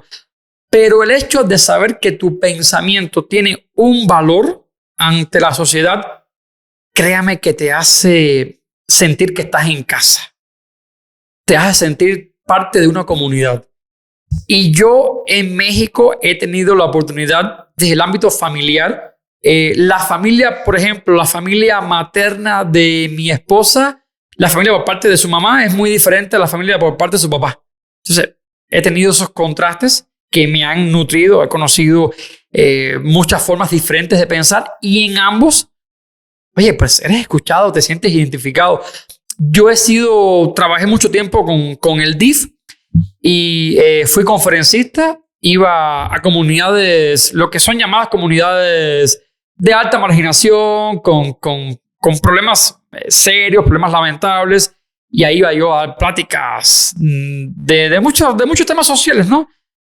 Y ahí tuve muy buenos amigos. Yo documenté muchas de esas vivencias, lo llamé el México profundo. Y como en un mismo México hay mucha diversidad de pensamientos y en cada uno de ellos te encuentras. En cada uno de ellos eres escuchado y puedes escuchar sobre la base del respeto.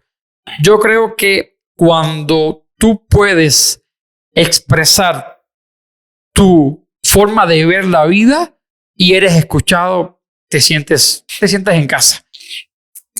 Llegaste a México a estudiar. ¿Qué te enseñó que no estaba en ningún libro? ¿Qué te enseñó México que no estaba en ningún libro? La realidad de México. O sea, la cotidianidad de México. O sea, México mágico. México es mágico. O sea, esas frases que pueden ser un poco trilladas cuando se escuchan desde el extranjero. Mira, se compran. Mira, este México real, este México, porque nada está encerrado en una burbuja. Y al final la academia, si la dejas, el conocimiento académico, si lo dejas en esa burbuja, de nada te sirve. De nada te sirve descubrir una gran vacuna si no la llevas a las comunidades, si no la llevas a la gente de verdad, a la gente que está sufriendo. O sea, ese México mágico, esa frase también trillada como México no hay dos, los mexicanos nacen donde les da la gana, esa frase de Chabela Vargas, yo creo que ese México único, ese México mágico, ese México multicultural, ese México tan diverso, tan vasto, hasta el día de hoy tengo la dicha de ya conocer 15 estados de México. He conocido parte del norte, del centro, parte del sureste mexicano, casi la mitad de los estados mexicanos. Y te puedo decir que desde el acento, desde la hospitalidad, desde la gastronomía, desde el pensamiento político. O sea, México políticamente tiene muchas formas de pensar. Y eso lo hace. Los mexicanos entre sí debaten y se lamentan y siguen siendo tan mexicanos, tan orgullosos de las raíces. ¿Qué te costó entender de México? ¿Qué me costó entender de México? Wow, posiblemente me costó y me seguirá y me puede seguir y me sigue costando en entender el hecho de que uno sea migrante, el hecho de que uno esté intentando encontrar un pedacito de un nuevo mundo, identificarte.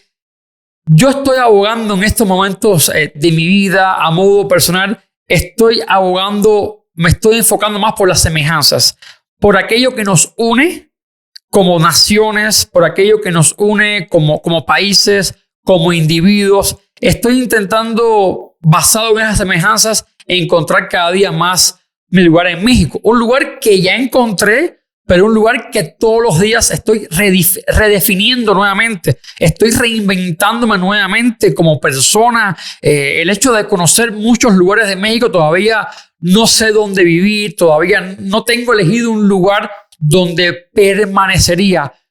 Pero te digo, es muy complicado a una cultura.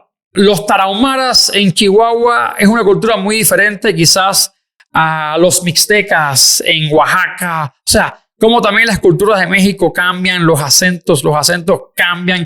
Es muy difícil entender las diferencias. Hay que aceptarlas, pero es muy difícil entender las diferencias. Fíjate que a modo también un tanto de broma, de relajar. A veces hay una parte del mexicano, seguramente te pasa, ¿no? Sí. Que no se entiende al cubano, la forma del cubano. Y yo creo porque a veces nos enfocamos más en las diferencias, ¿no? Exacto. Y por eso en muchos espacios no encajamos. Hasta el día de hoy el hecho de que hablar alto, es cierto que hablamos alto. Así es. Yo lo he modificado, ¿no? Hay un chiste en redes sociales que dice, nos critican a los cubanos porque hablamos alto. Y el cubano responde, ¿y ustedes por qué hablan tan bajito, no? No, ¿qué te puedo decir eso? Diferencias hay muchas y con ellas hay que lidiar sobre la base del respeto. Abogo mucho en estos momentos por la tolerancia. O sea, no hay una cosa de decir, ¿qué no me gusta de México? Pues de los cubanos, de mí, hay muchas cosas con las cuales la gente no va a coincidir. ¿Quién es uno para juzgar? Cada quien tiene una forma muy diferente de ver la vida. Abogo más por las semejanzas y por aquello que nos une, y las diferencias intento ya echarlas a un lado. ¿Alguna vez te sentiste solo, fuera de lugar o arrepentido? Yo soy una persona, me considero, aunque muchos me puedan ver con una sonrisa, con la familia, soy muy familiar, siempre he sido muy familiar, siempre he sido de estar organizando eventos, cumpleaños.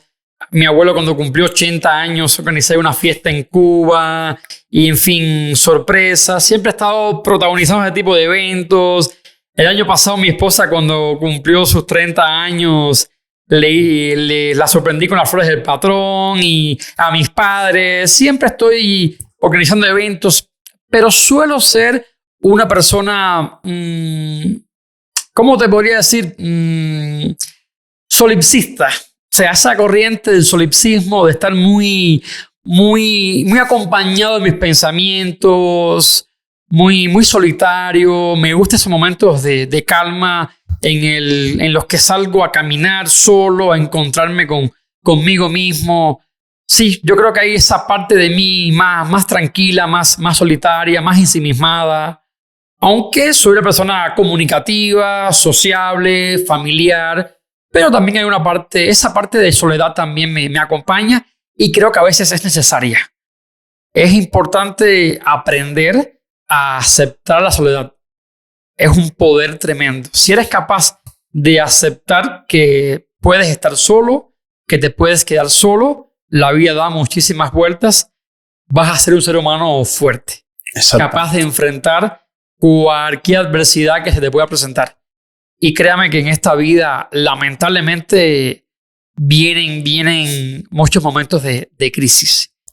Así es. Y la soledad puede ser uno de ellos. O la aprendes a ver como tu compañera o se te puede convertir en un tormento. Rodéate de personas que te aporten, ama a tu familia, comparte con tu familia, pero también aprende a pasar tiempo contigo a solas. Yo he aprendido eso.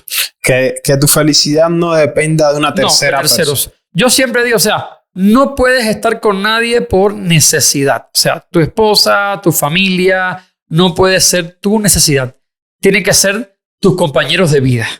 Gente que te sume, que te apoye, que esté dispuesto a cargar tus tropiezos, que esté dispuesto a cargar tus frustraciones, al igual que tú estás dispuesto a cargar.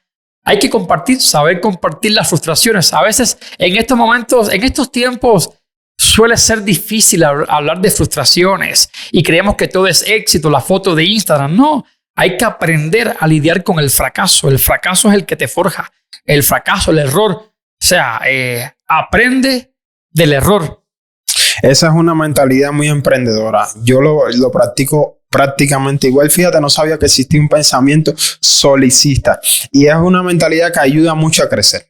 O sea, abrazar los errores, acercarse más a los errores. Exactamente. Esa es la parte donde vas a poder crecer más rápido. Por lo menos más rápido. Me acuerdo que me quedé, te contaba, ¿no? Rápidamente me quedé con 50 pesos en el 2019. Tenía 50 pesos en efectivo.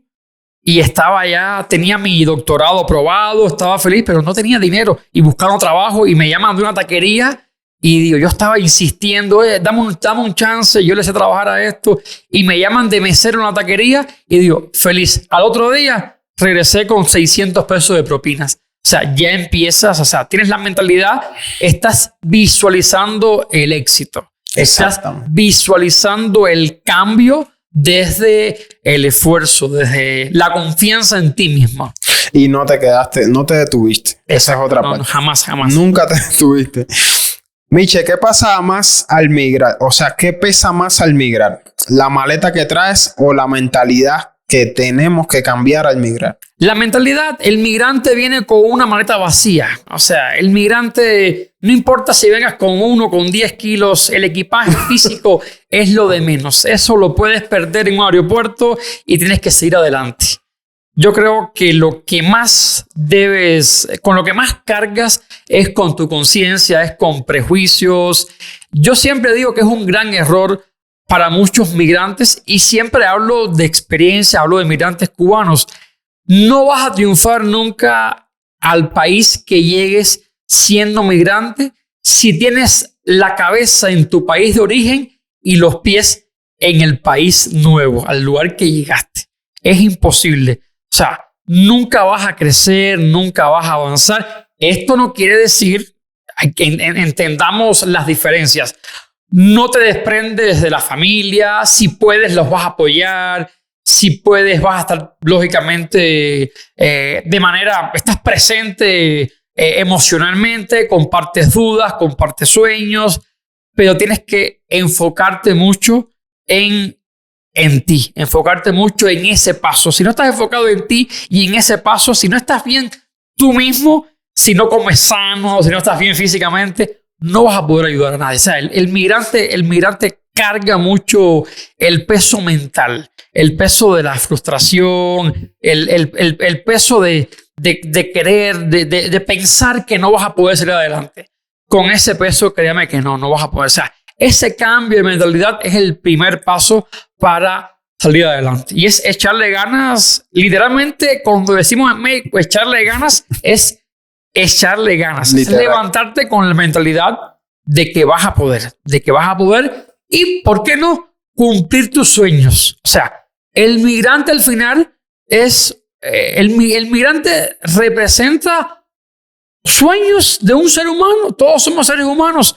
El hecho de que seas migrante y llegues a un país nuevo no quiere decir que estés condenado al sufrimiento. No, tú también puedes venir a triunfar, a salir adelante, a cumplir grandes sueños, trazarte grandes metas. Todo dependerá de ti, de tu pensamiento positivo. De esa constancia, entrega, de esa disciplina. Yo le llamo de esa fuerza de empuje. Que ahorita cuando estabas hablando de tu familia, que eras esa persona que empujaba en todo momento, que decía sí se puede cuando te decían que no. Y en todas las familias hay alguien que tiene ese poder de empuje, que cuando sueña algo dice, bueno, si tengo la capacidad de soñarlo, lo voy a lograr, aunque sencillamente no veo cómo lo puedo hacer, pero voy a hacer que suceda. O sea, ese poder de empuje ayuda mucho también a que se vuelvan los sueños realidad. Entonces, Miche, vamos a transicionar nuevamente a cuando tu historia ya deja de ser tuya y comienza a pertenecerle a miles de personas aquí en México. Vamos al video que te explotó. Pero no para quedarnos ahí, sino para entender qué tocó realmente. Cuando dijiste que eras millonario en México por tener luz, agua, comida y libertad, ¿sabías que ibas a tocar una herida tan grande? Mira, ese fue un video muy bonito. Recuerdo, digamos, podemos decir, se abrió con Michelle Crónicas este nicho de cubano millonario, y mucha gente piensa en ese video en TikTok. Fue un video que en menos de 24 horas alcanzó 1 millón de vistas. Fue una cosa bien loca. Pero yo había hablado de ese concepto en el año 2020 en el canal de YouTube. Hay un video que me defino como cubano millonario, que fue unos videos también un tanto virales, ¿no? Muy comentados. Y recuerdo, eso fue en octubre del 2000. Si los amigos entran a mi TikTok, van en los más populares y van a ver que el video tiene fecha octubre del 2024. Y yo siempre, uno como creador de contenido, te estás pensando todo el tiempo en ideas, ¿no? O sea, ves tendencias. Y yo casualmente estaba viendo los videos populares del canal de YouTube y digo, wow, mira este tema de cubano millonario. Vamos a hacer un TikTok de esto. Entonces, en la noche me escribo un guioncito y me levanto por la mañana en la casa y recuerdo que el video empieza: yo soy un cubano millonario viviendo en México. Sientes que es un gancho. Porque vas a tocar muchas fibras.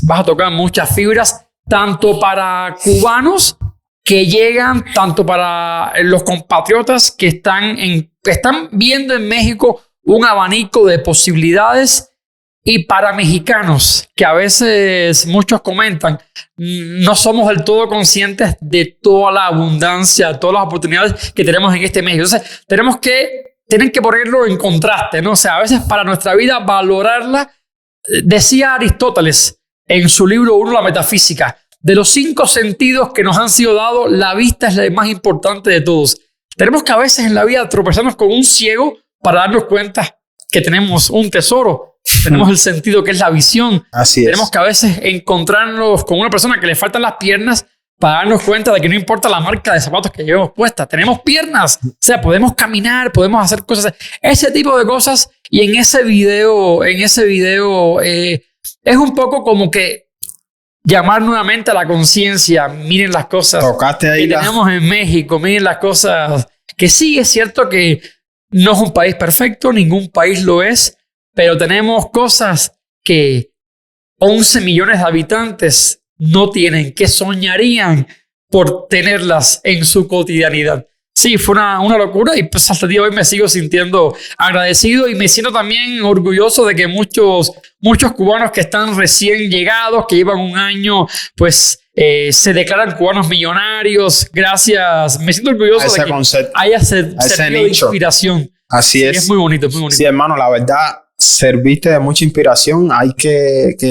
tener eso bien claro, que fuiste uno de los primeros cubanos que abrió, porque todo esto que hiciste dio paso a que luego viniéramos nosotros, que somos como tal creadores más de poco tiempo, llevamos menos tiempo, pero ya tú eres la inspiración, ya abriste puertas que ciertamente son las que ayudan a que si tú lo hiciste, ya nosotros lo visualicemos como que también lo podemos lograr o como que es posible, ¿no? Porque es bien difícil incluso entrar a un país nuevo y realmente adaptarse, formar parte, acoplarse o integrarse, y tú lo hiciste de manera excelente. Entonces nosotros tenemos que tener claro quiénes fueron los que realmente abrieron esas puertas y saber ayudar a aportar más. Ahora nosotros vamos a seguir abriendo y van a venir otros que van a traer sus vivencias, sus ideas, su talento, y van a ayudar, que ese es el interés, no solamente de aportar a la comunidad de nosotros como cubanos, sino también aportar incluso a este país que nos dio la oportunidad, ¿entiendes? Porque al final todos aportamos. Y aprovechar para decirte también, Jesús, bueno, gracias, es un orgullo. Y a veces muchas personas comentan, los cubanos se dedican a redes sociales. Todos se dedican. A ver, amigos, hay una comunidad, no sé, de 200,000 cubanos. Lo que hay en redes sociales son unos 40, 50, no más. Y créanme, les digo que yo llevo 6 años en redes sociales. No empecé a monetizar desde el día 1. Me costó un año. Y sí, redes sociales es una fuente de ingreso, pero también, tú lo sabes, hay que apostar otras canastas. Hay que apostar otras canastas. Yo también, lógicamente, tengo pues otra fuente de ingreso. También doy clases, soy profesor. O sea, uno no vive únicamente de lo que muestra. Esa es una parte bonita en la que uno puede comunicar, en la que uno puede aportar, ¿no? Pero hay más allá. Hay muchos cubanos aquí realmente, y lo aprovecho, lo digo. Tú mismo, Jesús, eres uno de estos cubanos chambeadores que le está aquí echándole duro al trabajo acá en México. Exactamente, sí. Esto, de hecho, aquí lo puedo platicar. Nosotros todavía no monetizamos ninguna de nuestras redes sociales. O sea, directamente no la monetizamos. Y muchos hemos tenido que entrar a este mundo no porque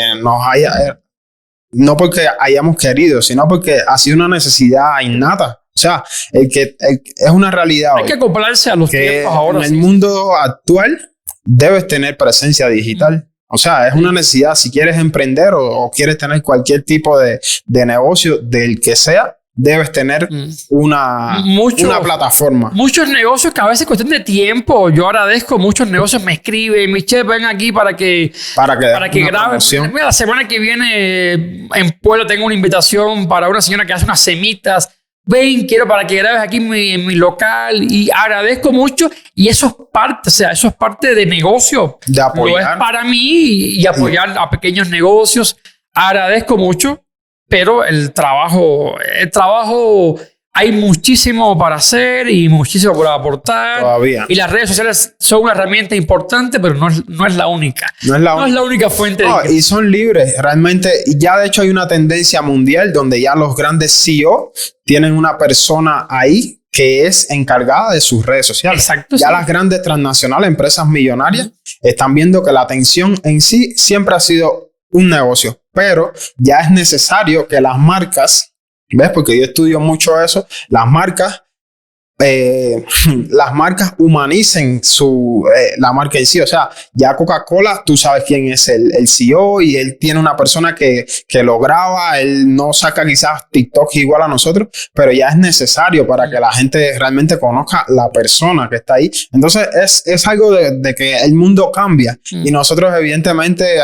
no somos los primeros, nos estamos uniendo, cada vez se van a unir más personas, y es algo bien bonito, es viendo la parte bonita. Michelle, quería preguntarte, ¿te sorprendió más la reacción de los mexicanos o de los cubanos en cuanto a ese video viral? Mi público, si vamos a hablar de números, mi público en su inmensa mayoría es un público mexicano. si es un público mexicano. Incluso tengo un público mexicano bastante amplio que vive en los Estados Unidos. O sea, que vive en Estados Unidos. Es un público que me sigue, me saludan de muchísimos estados de los Estados Unidos. Y también tengo un público mexicano bastante amplio. O sea, la mayoría, si vamos a hablar numéricamente, fue de un público mexicano. También me sorprende mucha gente que me escribe de Cuba, de La Habana, de todas partes de Cuba, ¿no? Muchísimo. Y también aprovecho, mucha gente, muchos mexicanos, ¿no? Comentan, no hables de las ventajas que tiene México, que nos van a invadir, que nos van... Créanme que si fuera tan sencillo, yo dije hace un año, dije en una entrevista de televisión, dije, si México diera visado libre a Cuba, en un mes venían 5 millones de cubanos. O sea, no es tan sencillo. Y además, yo creo que también es una deuda eterna de agradecimiento con México. Así lo digo, una deuda eterna, resaltar siempre las cosas buenas que tiene este país. Miche, ¿por qué a veces la gratitud incomoda? Mira, el tema ahora con los haters que tú decías, hay mucha incomprensión. Aquí en México hay una frase que dice que si agradeces mucho eres barbero. Barbero. O sea, en Cuba diríamos guatacón, ¿no? Eres guatacón. Yo creo que lo auténtico siempre va a incomodar. Yo creo que lo genuino siempre va a incomodar.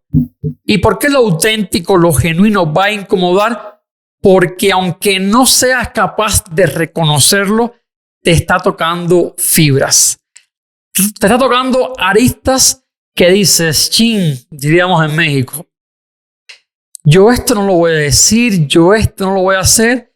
Y esta persona lo está diciendo, se está llenando de valor a merced de muchos cuestionamientos. Está siendo auténtico. Siempre la autenticidad, lo genuino, incomoda.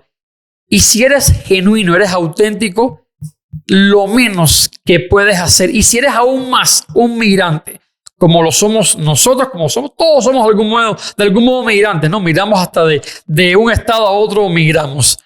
La gratitud es una virtud que siempre nos debe acompañar. Es lo mínimo que debemos hacer con aquellos que nos abren las puertas. Jamás olvidarlo. Y lo digo públicamente, por nuestra vida hay muchas personas que en un momento determinado jugaron un papel, nos apoyaron. Pueden ser personas por caminos de la vida que no están presentes, que ya no nos acompañan. Uno tiene presente el papel que jugaron y uno tiene gratitud para con esas personas, aunque ya no estén con nosotros. Cada quien toma caminos diferentes y el hecho de que ya no estemos tomados de la mano en el mismo sendero no quiere decir que la gratitud, agradecimiento nos abandone. Jamás, jamás, jamás. Es lo mínimo. Muy bien, mi buen Michel. Vamos a transicionar nuevamente al terreno de negocios sin filtro, que es cuando una historia personal empieza a convertirse en una marca. Ya comunidad, ingresos y decisiones que van más bien desde la parte emprendedora o de negocios. Quiero hacerte una pregunta que estoy seguro que a mucha gente también les interesa saber. ¿Michel Crónica ya es una empresa o todavía depende de Michel? Está muy ligada, o sea, está muy ligada. Te hablaba de ese alter ego. Las ideas surgen desde Michel Cotto Alayón. O sea, las ideas surgen desde mí, desde mi esencia como individuo, como lo que soy, como lo que represento. Y pues esas ideas, le digo, Michel Crónicas, ¿qué te parece esta idea, no? Y entonces ahí la discutimos, horas de almohada, a veces me levanto, mi esposa puede dar fe de ello, a veces estamos acostados y tenemos tenemos un grupo en WhatsApp que es de mi esposa y mío, donde ahí ponemos ideas, ¿no? Y a veces 3 de la mañana dice, ay, mi amor, me digo, no, mi vida fui yo. vamos, ya tenemos como silencia, porque a veces tengo ideas, estoy muy pensando en vivencias. Uno comparte muchas vivencias, no todo el tiempo estoy compartiendo, justamente son crónicas, momentos históricos, vivencias personales, temas de actualidad, cultura, blogs que he podido hacer muy amplios, ¿no? Están muy interconectados, ¿no? Y sí, una idea a veces se ha convertido en... Yo creo que Michel Crónica ya es mi identidad, es mi bebé. Todavía sigue siendo bebé. O sea, los japoneses dicen que una empresa es empresa ya cuando pasan 20 años aproximadamente. Yo creo que sería muy pretencioso llamarlo empresa. Sigue siendo mi proyecto al cual le sigo echando muchas ganas. Aunque sí se han alcanzado números considerables, lo agradezco. Ya tenemos más de 50 millones de vistas en YouTube, más de 100 millones en TikTok. Son números importantes. Alcance grande. Es un alcance importante, pero todavía hay muchísimo más por hacer. O sea, es mi bebé, es mi proyecto, si llegara a ser un tanto pretencioso, te diría que es mi pequeñísima empresa. Sí, sobre todo que es difícil soltar algo que te costó tanto hacer, que hiciste detalle a detalle de cero. Y pues parte de lo que a nosotros los emprendedores, las personas que somos creativos, nos cuesta mucho eso, soltar algo que construirte con las manos, con esfuerzo, con sudor, con sacrificio, ladrillito a ladrillito. Miche, ¿qué parte de tu marca todavía no está profesionalizada? Vamos a decir así. Yo no me considero profesional. O sea, todo es auténtico, orgánico. Muy orgánico. Yo, en una manera técnica, yo empecé a grabar con un celular. Después me compré una cámara que la encargué por Amazon. Todavía la conservo. Tuve 2 cámaras más que ni recuerdo la marca. Fíjate, no estoy muy dado a eso.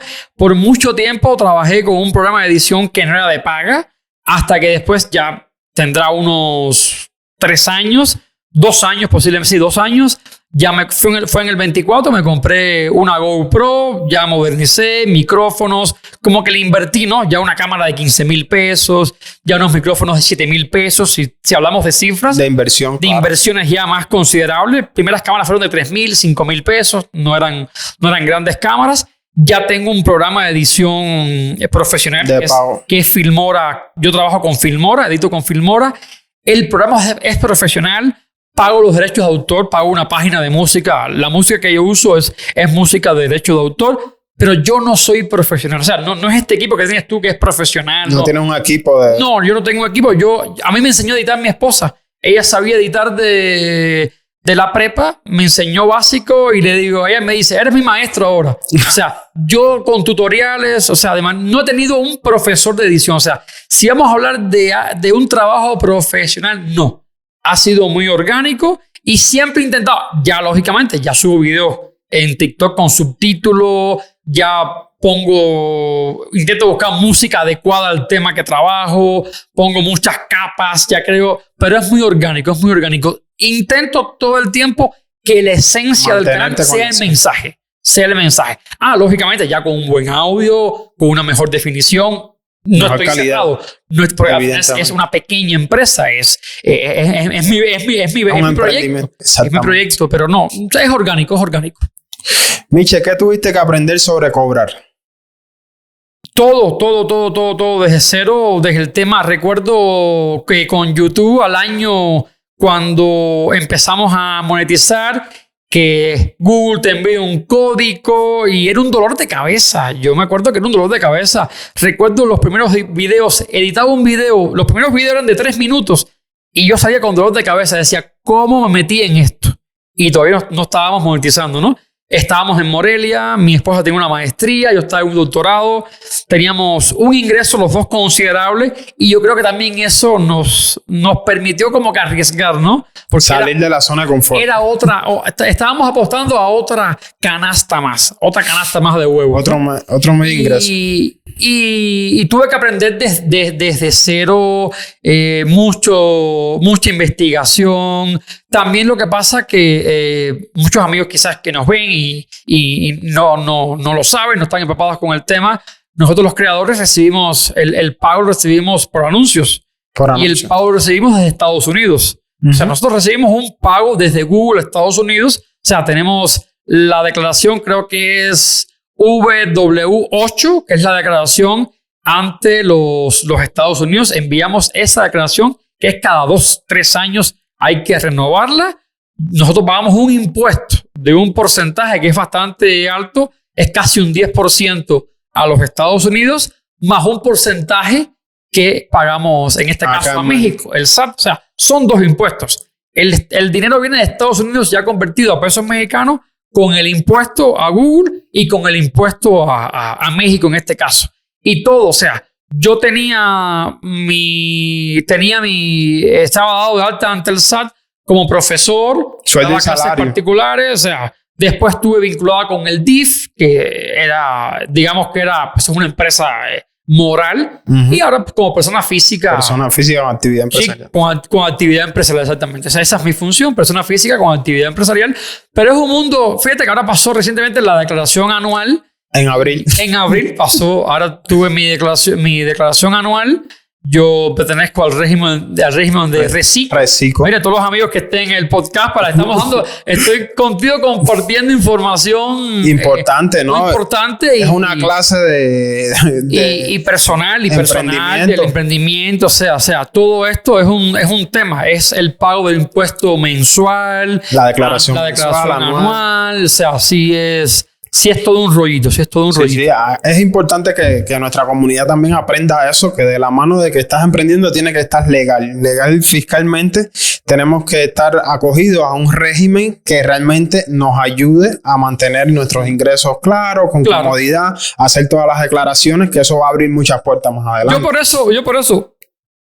Yo por eso aprovecho en comentarios, cuando decimos comentarios insidiosos de pagas impuestos, no tengo, o sea, como estoy vinculado al 100 con el sistema legal de México, no tengo ningún tipo de tema con eso. O sea, la gente puede hablar, al final yo respondo ante la autoridad, yo respondo ante Hacienda, ¿no? Que sería lo que es el SAT acá en México.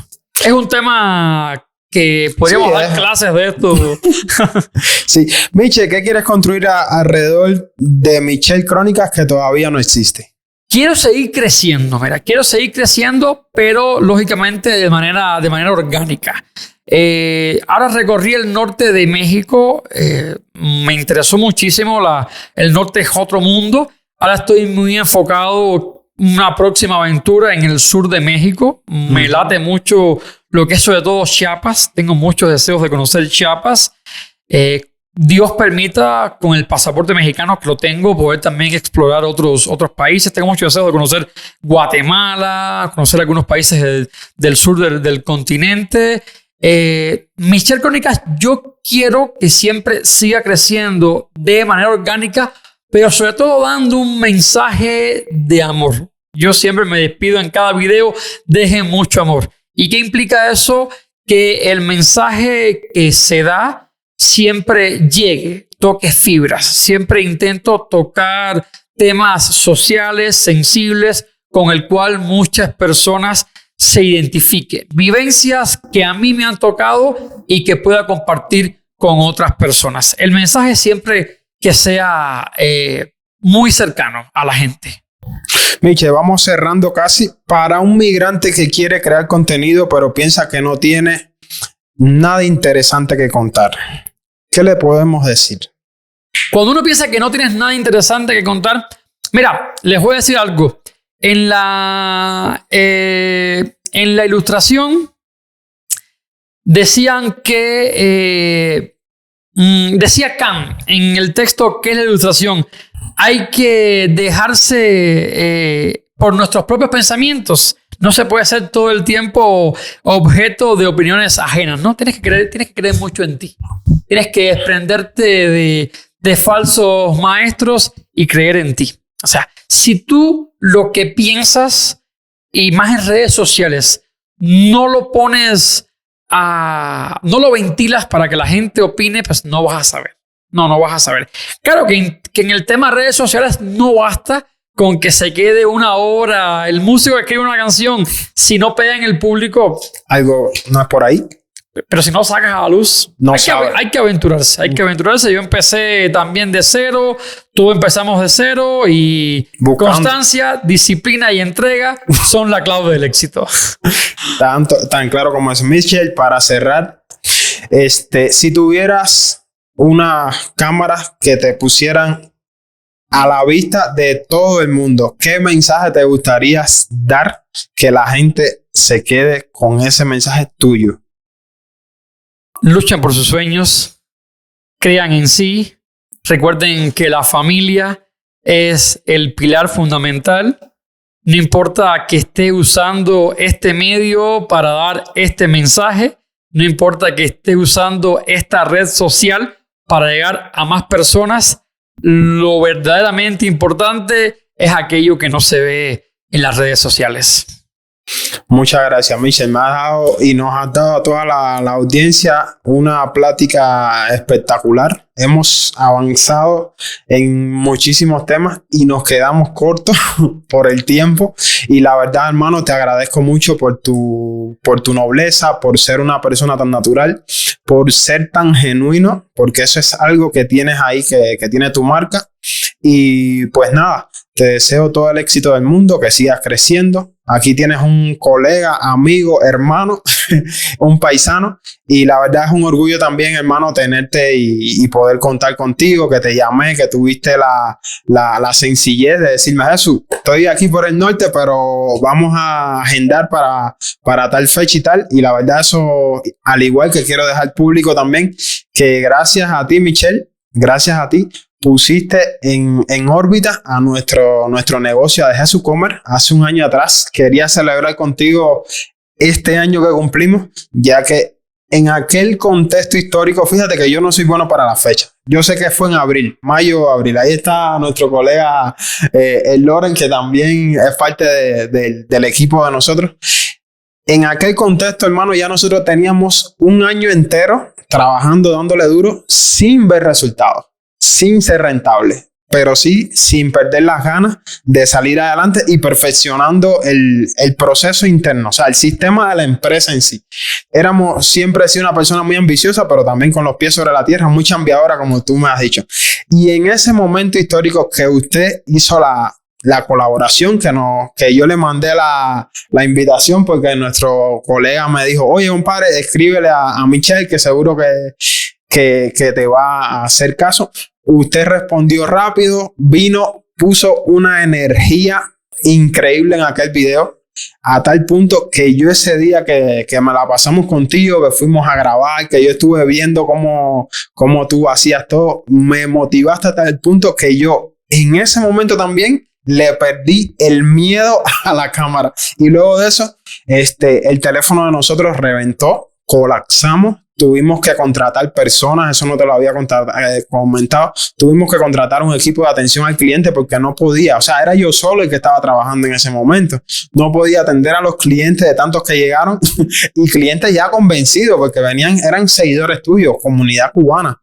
Entonces, hermano, no tengo manera de agradecerte, de expresarte la gratitud, tanto por eso como que también me diste la fuerza para mostrarme en cámara, porque luego de eso ya nada más quedó que yo rompiera ese miedo de salir en cámara. Empecé a grabar TikTok, empezamos a mostrarnos y con eso, el empuje que tú nos diste, más ya la propia creación de contenido de nosotros, que eran videos orgánicos. Si nos vamos a los principios de nuestro TikTok también, eran videos que yo grababa el proceso diario.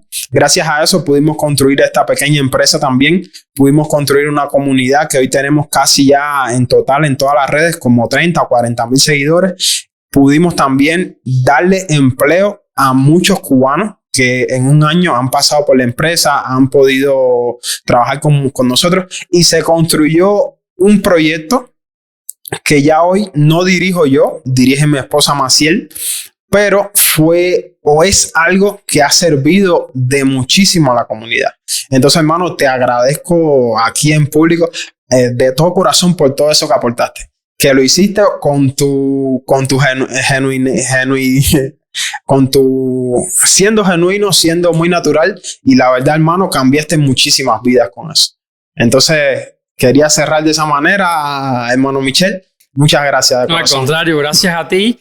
Y qué bueno, respondiste tu parte de la pregunta que me hiciste. Se empieza desde cero. Todos empezamos desde cero. Así es. Gracias por la invitación, Jesús. Ha sido un Gracias, hermano. Un placer.